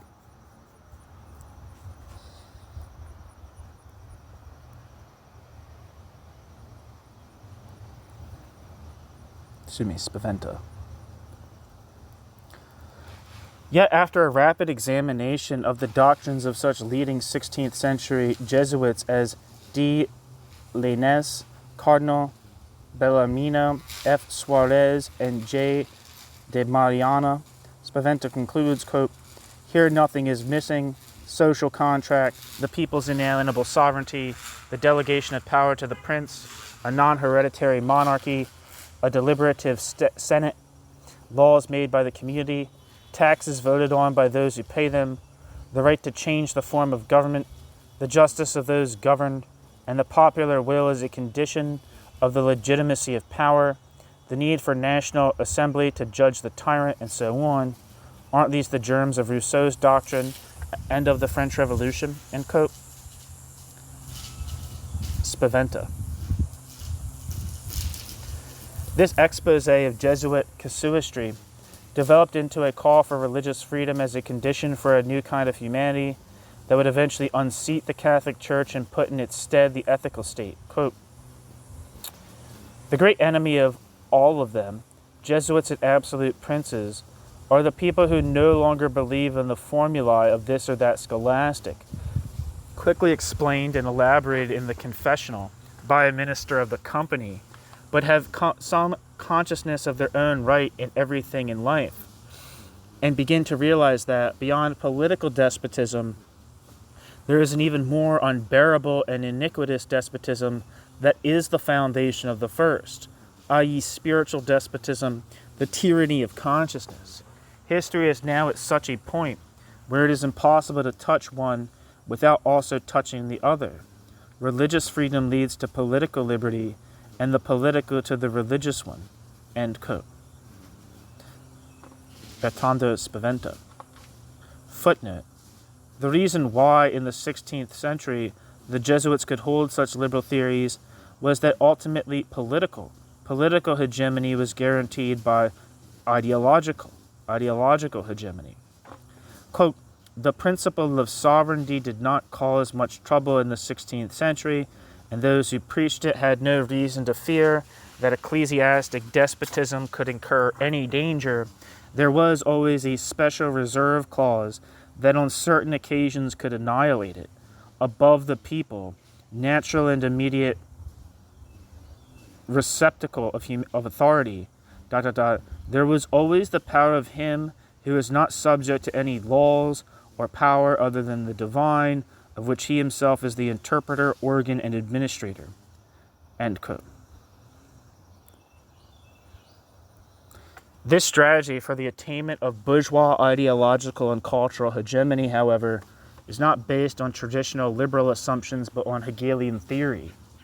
In Spaventa's interpretation of the latter, the ultimate aim is not the uncritical elevation of the status quo to a universally valid institutional framework, as in the forced reconciliation by the older Hegel and the right Hegelians. Rather, Hegelianism for Spaventa provided an instrumental defense of the bourgeois institutions, which he saw as leading ultimately to the birth of social individuality.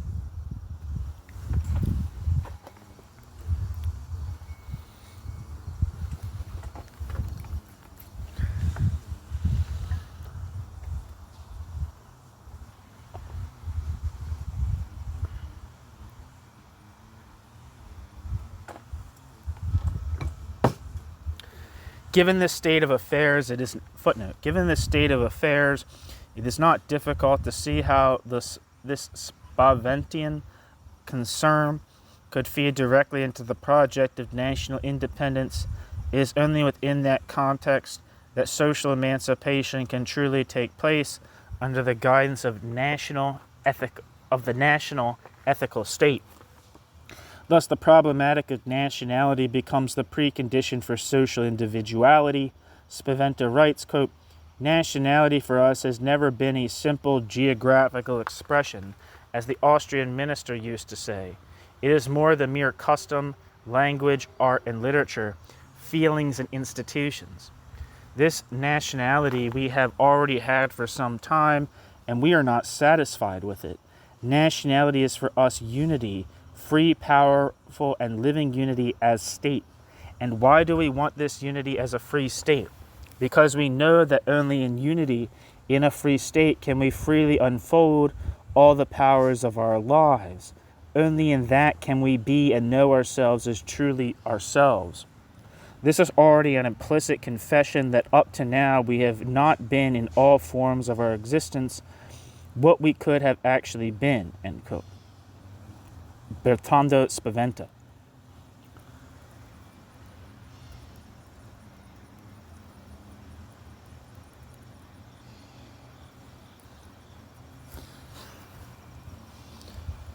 End footnote.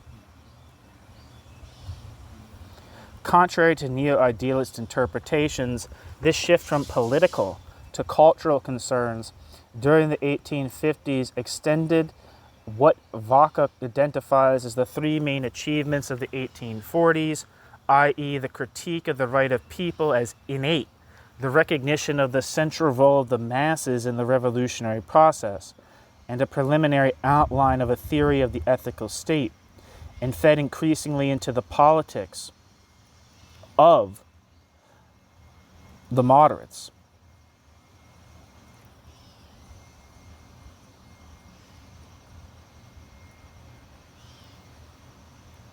Footnote.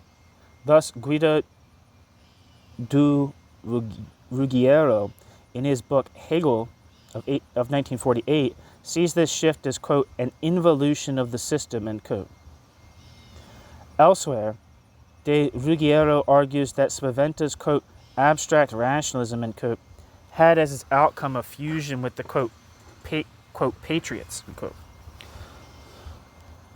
The, quote, patriots, Jesus Christ, had as its outcome a fusion with, quote, the, quote, patriots, end quote, political praxis, and generated the philosophy of the Italian liberal right, a doctrine that deduced authority and law from freedom, had to be useful to the historical action of those minorities who carried out unification, and to which only a rationalistic fiction could attribute a title of universal representation. The energetic assertion of the state's authority, deduced from the very principles of self-consciousness, corresponds to the practice of centralization and bureaucratization. End quote. End footnote.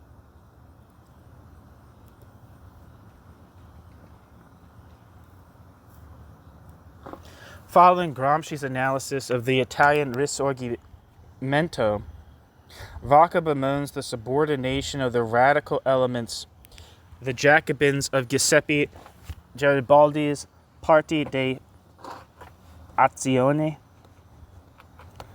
to Camillo Cavour's more moderate program.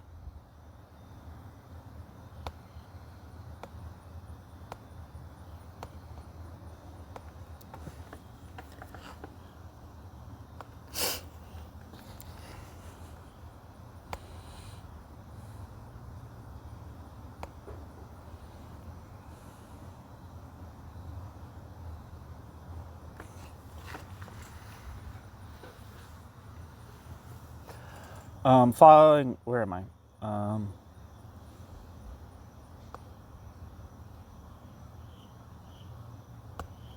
According to Italian Wikipedia, fuck, come on, translate, you bastard.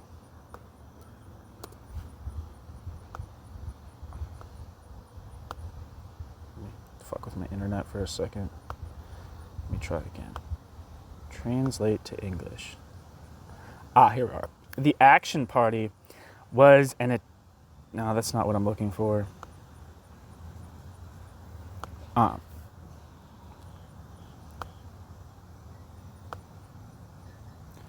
The first Italian Action Party was founded by Giuseppe Mazzini in 1853 and nourished the political, cultural, and ideal roots of the Risorgimento, in particular of the democratic, republican, radical, and revolutionary strand. His greatest representatives were, in addition to Mazzini, Giuseppe Garibaldi, Carlo Cattaneo, Carlo Pisacane, Nino Bixio, and Aurelio Saffi. Among its political goals were universal suffrage, elections, freedom of the press and of thought, and the accountability of governments to the people.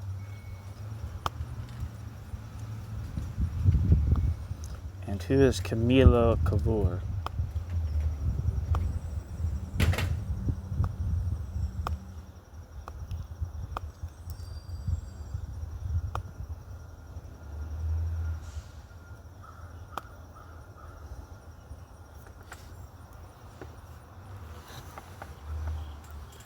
Wikipedia says Camillo Cavour, or Count of Cavour, or simply Cavour, was an Italian politician, statesman, businessman, economist, and noble, and a leading figure in the movement towards Italian unification. Cavour was one of the leaders of the historical right and Prime Minister of the Kingdom of Sardinia from 1852, a position he maintained except for a 6-month resignation until his death. Throughout the Second Italian War of Independence and Giuseppe Garibaldi's campaign to unite Italy. After the declaration of the United Kingdom of Italy, Cavour took office as the first Prime Minister of Italy. Cavour died after only 3 months in office and did not live to see the Roman question solved through the complete unification of the country after the capture of Rome in 1870. Cavour put forth several economic reforms in his native region of Piedmont, at that time part of the Kingdom of Sardinia, in his earlier years, and founding the political newspaper Il Risorgimento. After being elected to the Chamber of Deputies, he quickly rose in rank through the Piedmontese government, coming to dominate the Chamber of Deputies through a union of center-left and center-right politicians. After a large rail system expansion program, Cavour became Prime Minister in 1852. As Prime Minister, Cavour successfully negotiated Piedmont's way through the Crimean War, the Second Italian War of Independence, Garibaldi's expedition of the Thousand, managing to maneuver Piedmont diplomatically to become a new great power in Europe, controlling a nearly united Italy that was 5 times as large as Piedmont had been before he came to power. English historian Dennis Mack Smith says Cavour was the most successful parliamentarian in Italian history, but he was not especially democratic. Cavour was often dictatorial, ignored his ministerial colleagues in parliament, and interfered in parliamentary elections. Cavour also practiced transformismo and other policies which were carried over into post-Risorgimento Italy.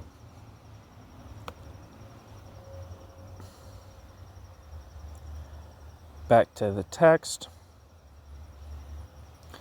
Following Gramsci's analysis of the Italian Risorgimento, Vacca bemoans the subordination of the radical elements, the Jacobins of Giuseppe Garibaldi's Partito de Azione, to Camillo Cavour's more moderate program, regarding it as a diffusion of real revolutionary possibilities, insofar as it restricted radical developments within the programs of the northern industrial bourgeoisie, in what later was characterized as a, quote, passive revolution, and, quote, i.e. lacking broad popular support. Quote, the even higher theoretical level that Spaventa's political commitment founders upon, and to which he carries his struggle for a primarily philosophical reform, denotes Spaventa's definitive loss of democratic political battles and broader progressive struggles after unification, up to his gloomy and irascible isolation after 1876. End quote.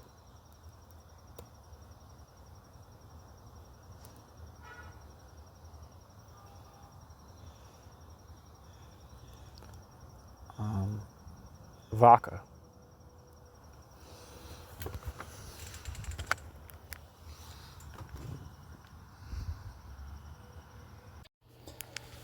Gramsci, however, tended to examine the Italian Risorgimento primarily in terms of his own political problematic of potential alliance with the peasants, thus overestimating the real revolutionary options of earlier times.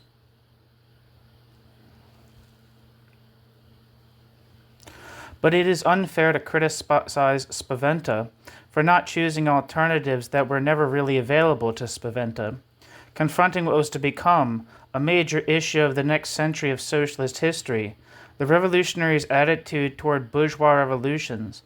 In context of social and economic underdevelopment, Spaventa opted for a bourgeois ethical state, which, unlike the liberal variety based on abstract individualism, had as the bourgeois ethical state's fundamental task the creation of conditions leading to the genesis of social individuality.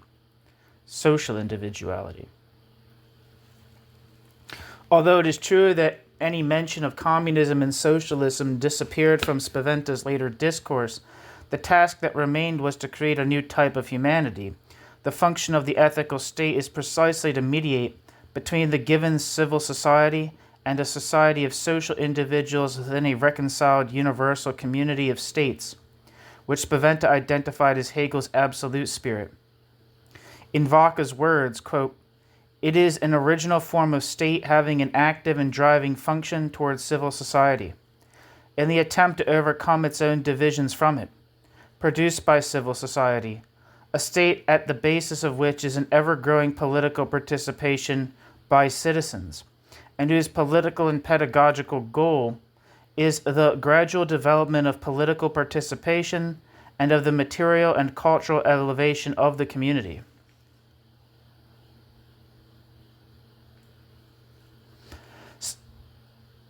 End quote. Vacca. Spaventa's work tended to become more and more formalistic. In his analysis of Hegel's ethics, Spaventa went so far as to consider as a universal feature of the modern state the division of labor and consequently class divisions. Footnote. Thus Spaventa writes, quote, everyone works and everyone works for everyone else. The universality of labor becomes distinguished and particularized in conformity with the particularity of needs, the division of labor, ... This division of public wealth, which is both cause and universal effect, although under this double aspect could seem, in its indefinite multiplication, accidental and arbitrary, yet in its fundamental scheme is necessary and rational. Its concrete existence is the distinctions of classes, a distinction which in some way or other is there and will always be there, no matter what anyone says.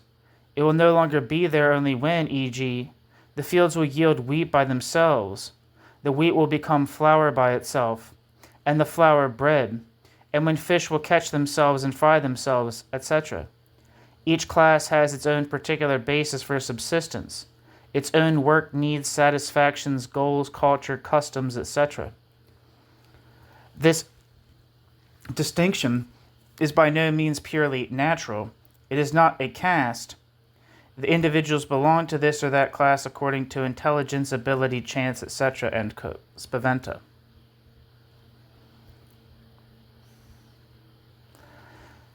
Yet Spaventa did not attempt to raise bourgeois social relations to the level of natural laws. The laws of political economy were for Spaventa ethical in character, and the laws of political economy's development was throughout subject to human determination. The earlier political and philosophical thrusts of 1851 were gradually locked into a more general theory of the ethical state that appealed to no one and stood no chance whatsoever of being translated into a political project to create a new broad-based national culture. Thus the philosophical and political rearguard action that Spaventa became entangled in during the last year of his life did not result from any theoretical failure on Spaventa's part, but had its origins in a stagnant and conservative socio-political situation, that he was forced into a defensive position with no alternative other than to protect his historicized version of Hegelianism, had nothing to do with the inner vitality of his positions. New section: Critical versus Orthodox Hegelian. With the possible exception of De Sanctis, who, however, was mostly concerned with aesthetics, Spaventa was by far the most important member of the Neapolitan Hegelians, but he was by no means unopposed within the Hegelian camp itself. After 1865, the Neapolitan Hegelians, following the German experience of a rift between left and right wings, split into a, quote, orthodox and a, quote, critical wing, although the factions in Naples did not correspond exactly to those in Germany. Spaventa's critical wing, for example, often sided with German right Hegelians such as Georg Andreas Gabler, Karl Fischer, and Karl Rosenkranz, on many theoretical questions such as the relation between Hegel's logic and the phenomenology. Still, on the whole, Spaventa provided a left reading and elaboration of right Hegelianism against Augusto Vera's conservative orthodox wing.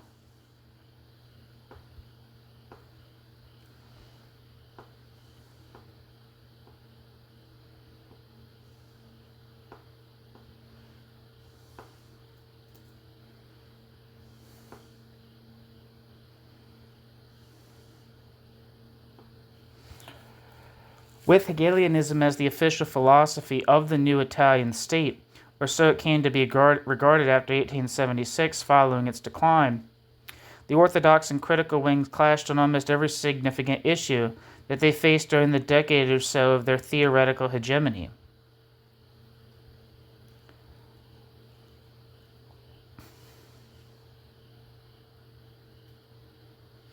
It is important to examine the positions of the orthodox wing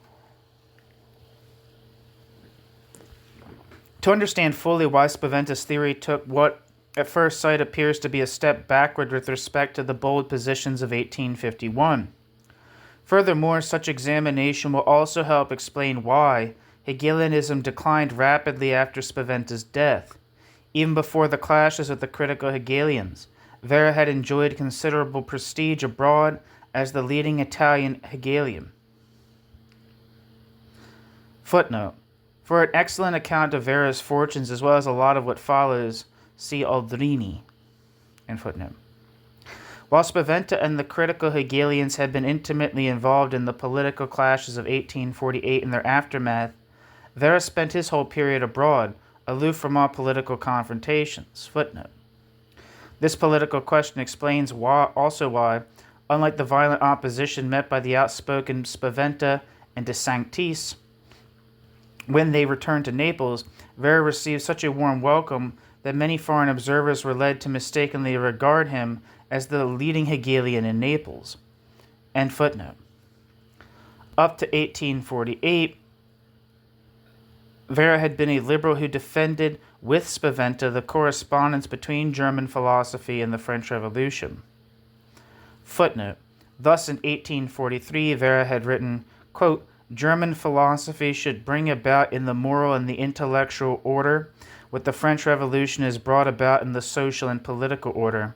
Both have their reason in history and both aim at the same goal.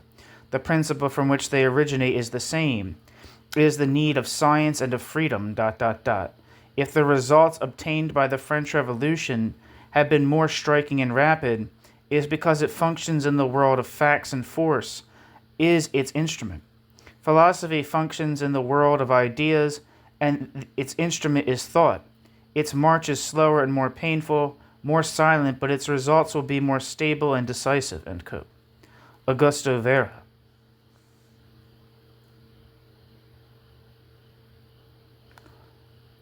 The unfolding of events, however, quickly turned Vera into a conservative. Vera broke with his liberal friends connected with the journal Liberté de Penser, and in an article entitled La Souveraineté du Peuple, I don't know how to say people in French, Vera violently attacked popular insurrections, universal suffrage, the, quote, democratic principle, and other progressive measures, concluding that, quote, the goal of social life is not the people's health, but order, end quote. Vera. Augusto Vera. Unlike Spaventa, who never lost sight of the revolutionary French political model, intentively charting the course of the Italian Risorgimento, Augusto Vera opted for Bismarck's German state, where the Hohenzollerns, in alliance with the Junkers, prevented the rising bourgeoisie from attaining political hegemony. Footnote. Already in November 1859, Silvio Spaventa realized that the German model would not do, given the huge gap between the cultural sphere and the socioeconomic base. He writes, quote, Germany is still politically subservient and does not amount to a true nation because, free as it is in soul and thought, it still retains the feudal principle of man's superiority over man, of group over group, and of nation over nation, ... Feudalism, authentic son of the German spirit, has survived its universal ruin in the only country in which it was a natural and necessary result. The religious reform progress in knowledge and the great political upheavals of the first half of this century have not been sufficient to eradicate it in Germany, end quote. Silvio Spaventa. End footnote.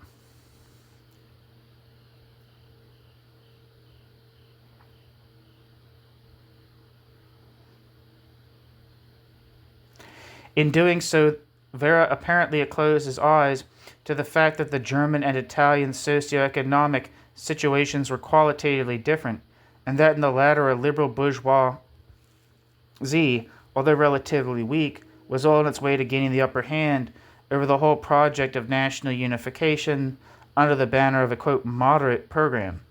Vera shifted the emphasis from a political to a religious revolution.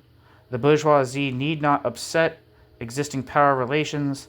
All that was necessary was to introduce Protestantism into Italy. In his only surviving letter to Spaventa, Augusto Vera writes, quote, politics is not religion, and the politician cannot resolve the problem of religion. This is clear, but it is a similar case, or so it seems to me, that this, quote, cannot, end quote, shows not only the impotence of politics, but that the problem of religion dominates the political problem, and that a nation does not remake religious consciousness, and that a religion that does not remake religious consciousness does not remake that nation's self, either morally or spiritually, or in any other way. There will be the name and the shadow, but not the substance of a risorgimento. End quote. Vera. Where Spaventa theorized the absorption of the church by the ethical state, Vera not only dreamed of a Protestant Reformation independent of any socioeconomic change, but even ended up challenging Cavour on the separation of church and state.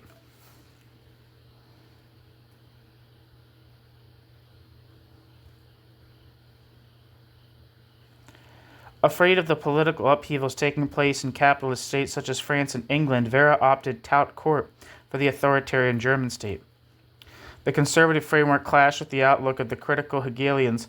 Shortly after De Sanctis, the new rector of the University of Naples in 1861, appointed Vera as a philosophy professor, and the question of the death penalty came to be hotly debated. In Vera's authoritarian conception, the state had primacy over and above all individuals, and he therefore had no qualms in endorsing the death penalty. Quote, "It seems appropriate to correct the false opinion that the state cannot mete out death, since it is not the source of life. The fact is that, like everything else, we owe our life to the state. Actually, when it is claimed that life comes from God, this is ... a meaningless proposition. Although it may come from God, yet we receive life in the state, through the state, and the norms, laws, and the necessity that constitute the social entity." End quote. Augusto Vera. For his part, Spaventa, who saw the individual as a concrete universal, both constituted and constitutive of the state, strongly opposed the death penalty. Of course, all these political differences were reflected in more esoteric philosophical differences. While for Vera Hegel meant the end of all philosophy, so with the philosopher's task reduced to textual exegesis. For Spaventa, who assigned to Hegelianism the mediational function of bringing about a new, deprovincialized society at the level of the highest achievements of European culture, what was most important was the new. Footnote.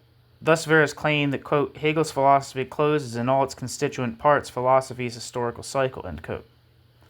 According to Vera, quote, "After Hegel, we must do nothing more than repeat or mechanically comment on Hegel's deductions as if they were so many sacramental forms," end quote. Vera.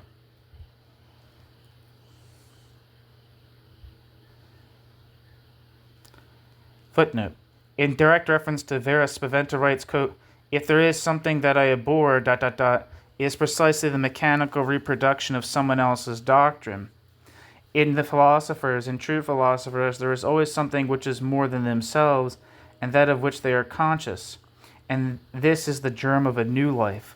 To mechanically repeat philosophers amounts to suffocating this germ, preventing this germ from developing a new and more perfect system," end quote. Spaventa. End footnote. Where Vera saw the completed systematic exposition of Hegel's logic, and his encyclopedia as the final arrival of all philosophy, Spaventa stressed movement as primary and favored the phenomenology, the book.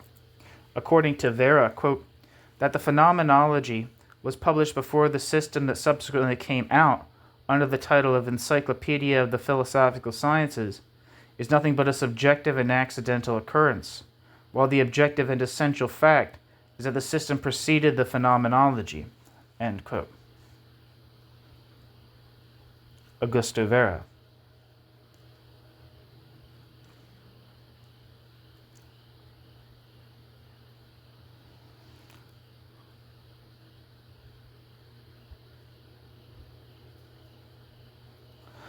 Ultimately, quote, "the phenomenology is the vestibule, not the sanctuary," end quote. Augusto Vera. Following the publication of the second edition of A.F. Trendelenburg's Logische Untersuchungen in 1862, originally published in 1840 but largely ignored, where Hegel's basic categories of a static, quote, being and an equally static, quote, nothingness are criticized for their inability to yield a, quote, becoming. Footnote, according to Trendelenburg, quote, "pure being equal to itself is quiet. Nothingness, which is also equal to itself, is also quiet. How is it that, quote, becoming in movement," end quote, "comes out of the unity of two representations in a stasis," end quote. Adolf F. Trendelenburg, Logische Zongen. End footnote. Vera opted for the primacy of absolute knowledge at the expense of the process, and Spaventa gave priority to movement. Footnote. Unlike Vera, Spaventa accepted Trendelenburg's challenge. Quote, the merit of Trendelenburg's criticism is to have, called Hegelians back to their duty, of having shaken the Hegelians from a kind of sleep, They used to say, here we are on this peak of pure thought, and we look at the thing which moves by itself, and we do nothing more than watch. They almost forgot that what they watched was thought itself, and that thought cannot be watched other than by thinking, end quote. Spaventa. End footnote. Thus, while Augusto Vera moved closer to a Hegelianism forcibly reconciling all contradictions within the system, Spaventa increasingly emphasized the dynamism of Hegelian philosophy in an effort to salvage its emancipatory character. The evidence is plentiful. Vera's polemics against communists, the evidence is plentiful. Vera's polemics against communists, whom Vera labeled, quote, modern alchemists, the regressive legislation that he sponsored as a senator, or his defense of the beginning of Italian imperialism, which he unreservedly praised.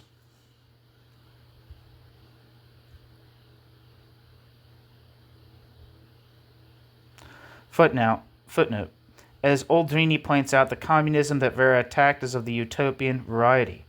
It is interesting, but obviously of no political significance, that after Ferdinand Lassalle visited Italy in 1861, he corresponded with Vera. This correspondence, however, has been lost. End footnote. Footnote. Of the two pieces of legislation that Vera sponsored, one dealt with the reintroduction of religious teaching in the universities.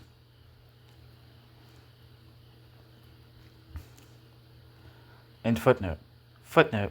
This support for imperialist adventure was not without racist overtones.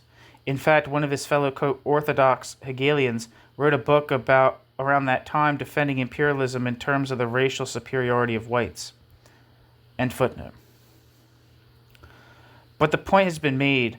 Clearly, the Orthodox wing confronted Spaventa and the critical Hegelians with such a conservative outlook that the very attempt to refute their views tended to shift theoretical and political discourse considerably toward the right. Footnote. Unlike Spaventa's and De Sanctis's work, which has gained a widespread popularity in the last 70 years, Vera's work and that of his followers was never republished and has forever fallen into a justly deserved obscurity. End footnote. The fall of the, quote, historical right in 1876 and the coming to power of the left in Italy was by no means a progressive development. Politically indistinguishable from the right in terms of ideology and programs, the left launched what has come to be known as the age of, quote, transformism, end quote, when everything changed so that everything could remain the same. Footnote. As Gramsci puts it, quote, it turns out that there has been no essential change in shifting from the left to the right. The mess in which the country finds itself is not due to the parliamentary regime, which merely makes public and known what before remained hidden or gave rise to libelous clandestine publications, but to the weakness and organic inconsistency of the ruling class and to the great misery and backwardness of the country, end quote. Gramsci, Prison Notebooks. End footnote. Characterized by rampant corruption, social unrest, and clientism, the age of transformism meant the end of the dream of social and cultural rebirth envisioned by Spaventa and the critical Hegelians. Challenged on all fronts by the increasingly reactionary thrusts of Orthodox Hegelians and positivists, critical Hegelianism declined so rapidly that it was practically forgotten until the turn of the century, when Labriola's form of Marxism finally brought to their logical conclusions many of Spaventa's theoretical visions.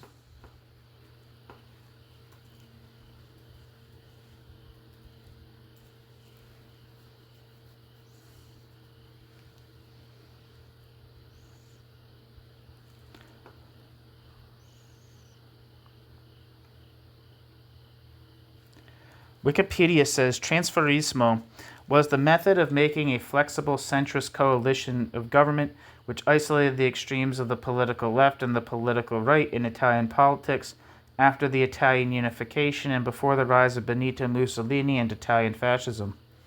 The policy was embraced by Camillo Benso, Count of Cavour, and the historical right upon Italian unification and carried over into the post-Risorgimento liberal state.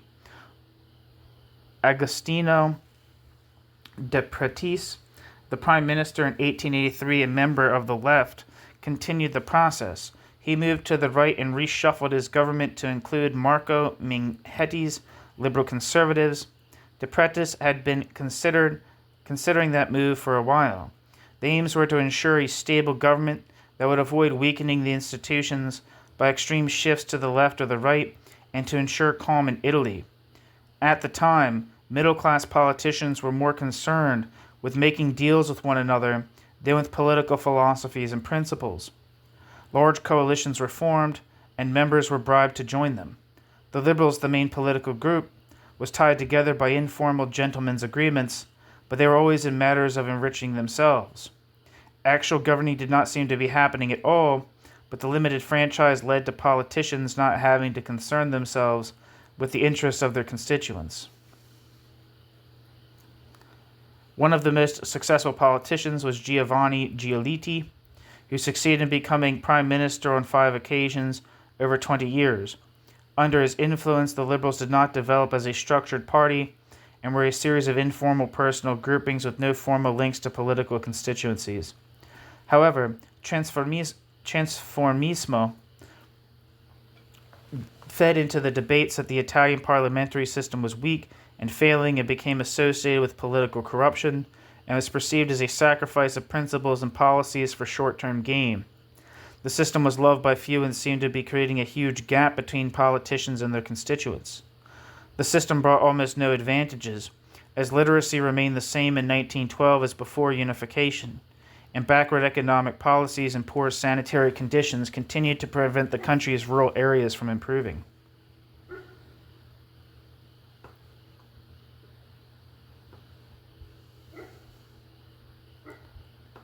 Back to the text.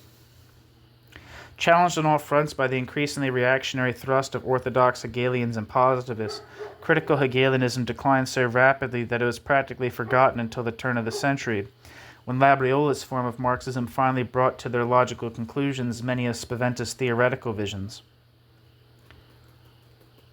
New section, Gramsci's interpretation of Italian history. When Gramsci undertook his reconstruction of Italian history in order both to explain the existing power configuration and to plot a successful revolutionary strategy, Gramsci did not pay special heed to his 19th century Hegelian heritage, by that time fully appropriated and ideologically diffused by Croce and Gentile. Yet, Gramsci's account follows the main lines of contemporary liberal historiography, and with the exception of his politically dubious emphasis on unrealized possibilities of the Risorgimento, is wholly continuous with Spaventa's general analysis. Footnote, as Gramsci puts it, quote, "It turns out that there has been no essential change in shifting from the right to the left. The mess in which the country finds itself is not due to the parliamentary regime, which really merely makes public and known what before remained hidden or gave rise to libelous clandestine publications, but to the weakness and organic inconsistency of the ruling class, and to the great misery and backwardness of the country," end quote. Gramsci, Prison Notebooks 3. End footnote. The problem of Italian national unification and independence took the Hegelian form of the determination of the concrete universal, reminiscent of Spaventa's polemics concerning nationality, in contrast to the abstract universalism of Vera and the parochial nationalism of Palmieri. Gramsci identifies Catholic cosmopolitanism and municipal particularism as the two cultural forms that had to be overcome as a condition for the constitution of a new national consciousness. Thus, quote, "The formation of Italian national consciousness in Jews provides a valid model for the entire process of formation of Italian national consciousness, both as the dissolution of religious cosmopolitanism as well as particularism, because in Jews religious cosmopolitanism becomes particularism within the context of national states.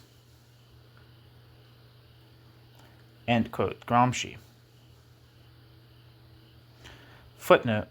This, for Gramsci, also helps to explain why there was no anti-Semitism in Italy. What the fuck? That's not true. The Jews' overcoming of their religious cosmopolitanism corresponded with the birth of a lay spirit that he saw as the source of national consciousness. Thus, in Italy, Jews became Italians along with it, if not before everyone else. This destroyed precisely any of their, quote, otherness that in other countries became the targets of anti-Semitism.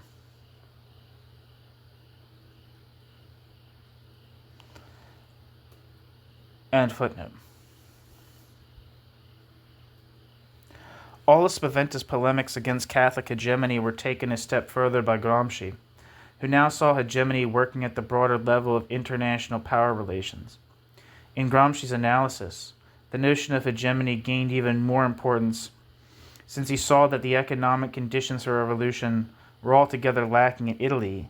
There was neither a strong and dynamic bourgeoisie nor consequently any significant proletariat.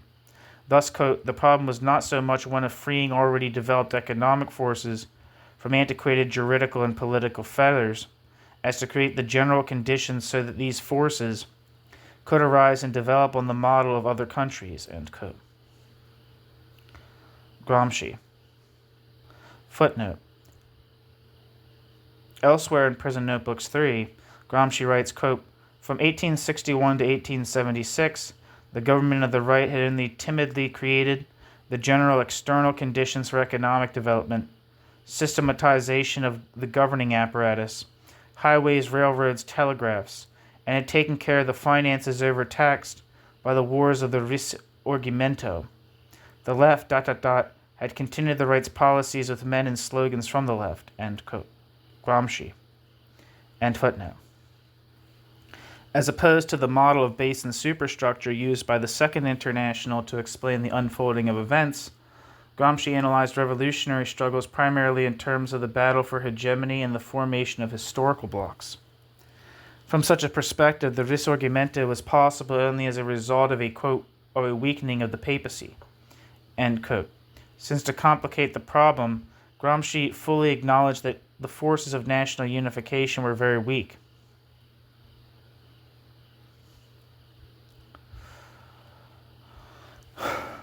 According to Gramsci, quote, the traditions, the mentalities, the problems, and the solutions were many, contradictory, often of an arbitrary and individual nature, and thus were never seen at that time in a unitary fashion. The forces aiming toward unity were very scarce, dispersed, disconnected, and unable to establish reciprocal ties. And this is the case not only in the 18th century, but up to 1848. The forces opposing those seeking unity were better tendentially unitary, were instead very powerful, united in coalitions. End quote. Gramsci. Hence, the gradual shift of power took place almost as a result of the default of the dominant side under siege on other fronts. Quote, international factors, and especially the French Revolution, by engaging in wearing out these reactionary forces, tended to strengthen national forces by themselves, scarce and insufficient. This is the most important contribution of the French Revolution, very difficult to see and define, but which can be intuited as the decisive weight in giving rise to the Risorgimento process. End quote. Gramsci. Prison Notebooks 3.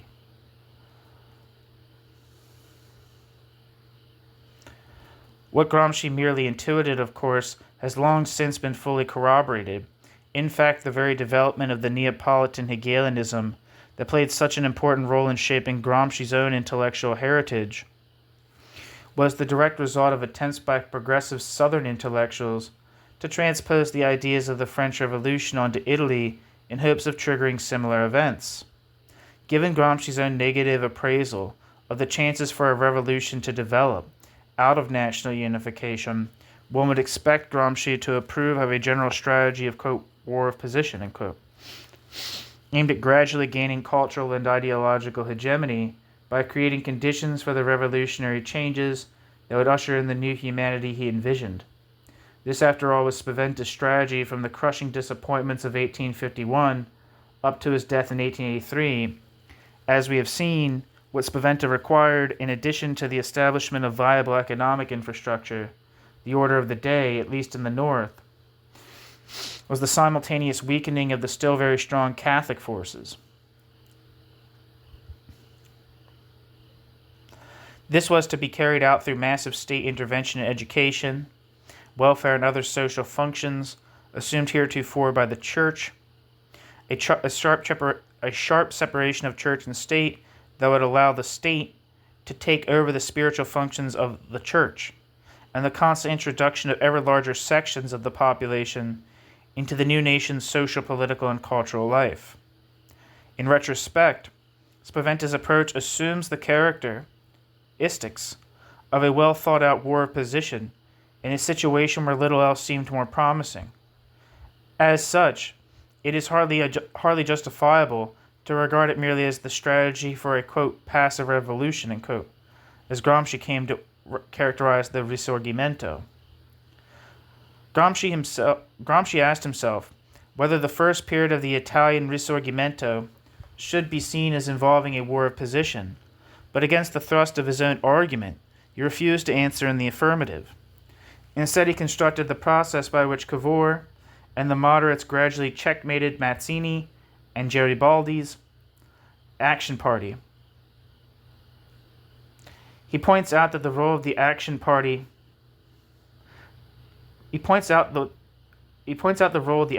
played in its own undoing, in Mazzini's lack of awareness of Mazzini's own political role in opposing Cavour.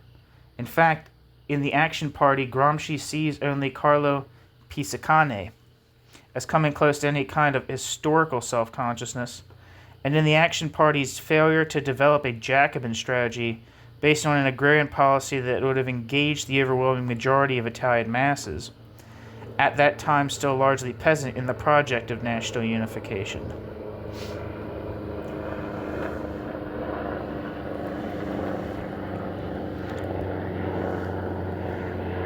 Wikipedia says Carlo Piccone lived from 1818 to 1875 and was an Italian patriot and one of the first Italian socialist thinkers. Piccone was an early advocate of propaganda by the deed, arguing that violence was necessary not only to draw attention to or generate publicity for a cause, but also to inform, educate, and ultimately rally the masses behind the revolution.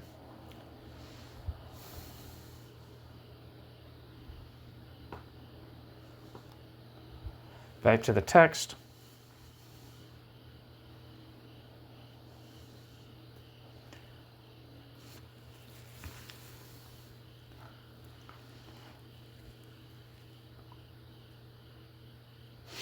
But Gramsci's argument collapsed at this point. As Gramsci himself argued elsewhere, there was little chance that the peasants would rally around a Jacobin program advanced by the Action Party. The peasants were solidly under Catholic hegemony and thus strongly opposed to Mazzini's call for a preliminary religious reform. Further, throughout the Risorgimento and even afterwards, the peasants remained extremely conservative. Given the prevailing international power relations, a Jacobin thrust in Italy would almost certainly have run up against another Holy Alliance rather than the relatively isolated Austrian regime confronted by the moderates' project.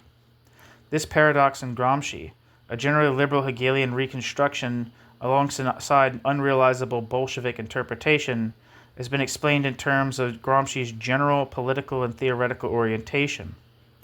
Gramsci's identification of history and politics turns all of his historical reconstructions into historical mediations, meant to provide direction in contemporary political struggles.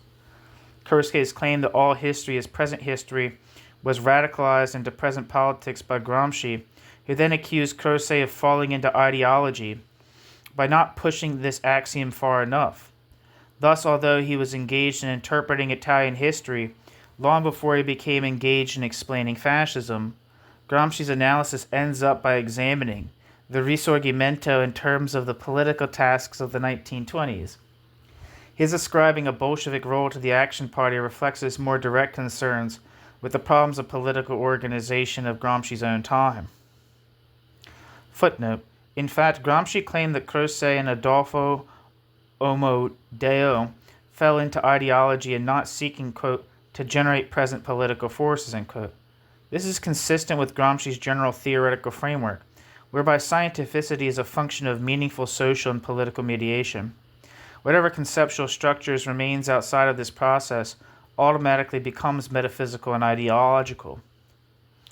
End footnote. Thus, although he was engaged in interpreting Italian history long before he became engaged in explaining fascism, Gramsci's analysis ends up by examining the Risorgimento in terms of the political tasks of the 1920s. His ascribing a Bolshevik role to the Action Party reflects his more direct concerns with the problems of political organization of his own time. It is ultimately an extension of the themes outlined in the Southern Question article of 1925 and the search for an adequate political formula for the revolutionary transformation in Italy.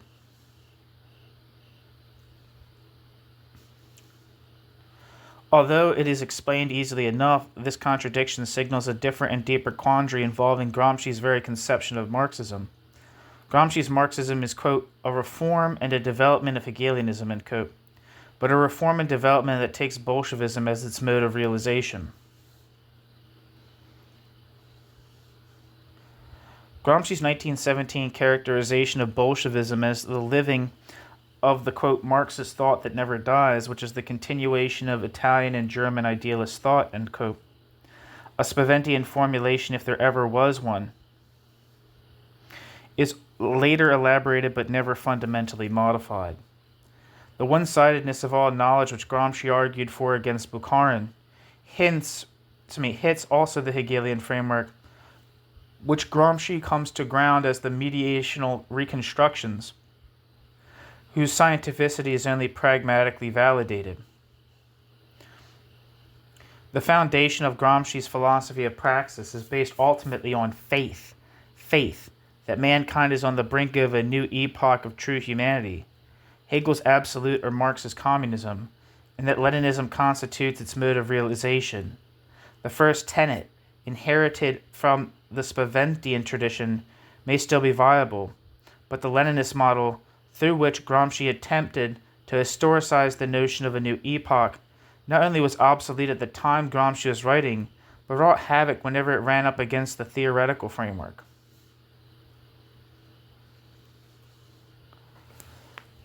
Okay, so that is the end of Chapter 1 of Italian Marxism by Paul Piccone.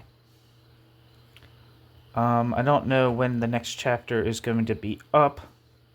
Might be up by the time you listening to this video. It might not be. But the next chapter is titled Marxism in Italy. Thank you so much for listening.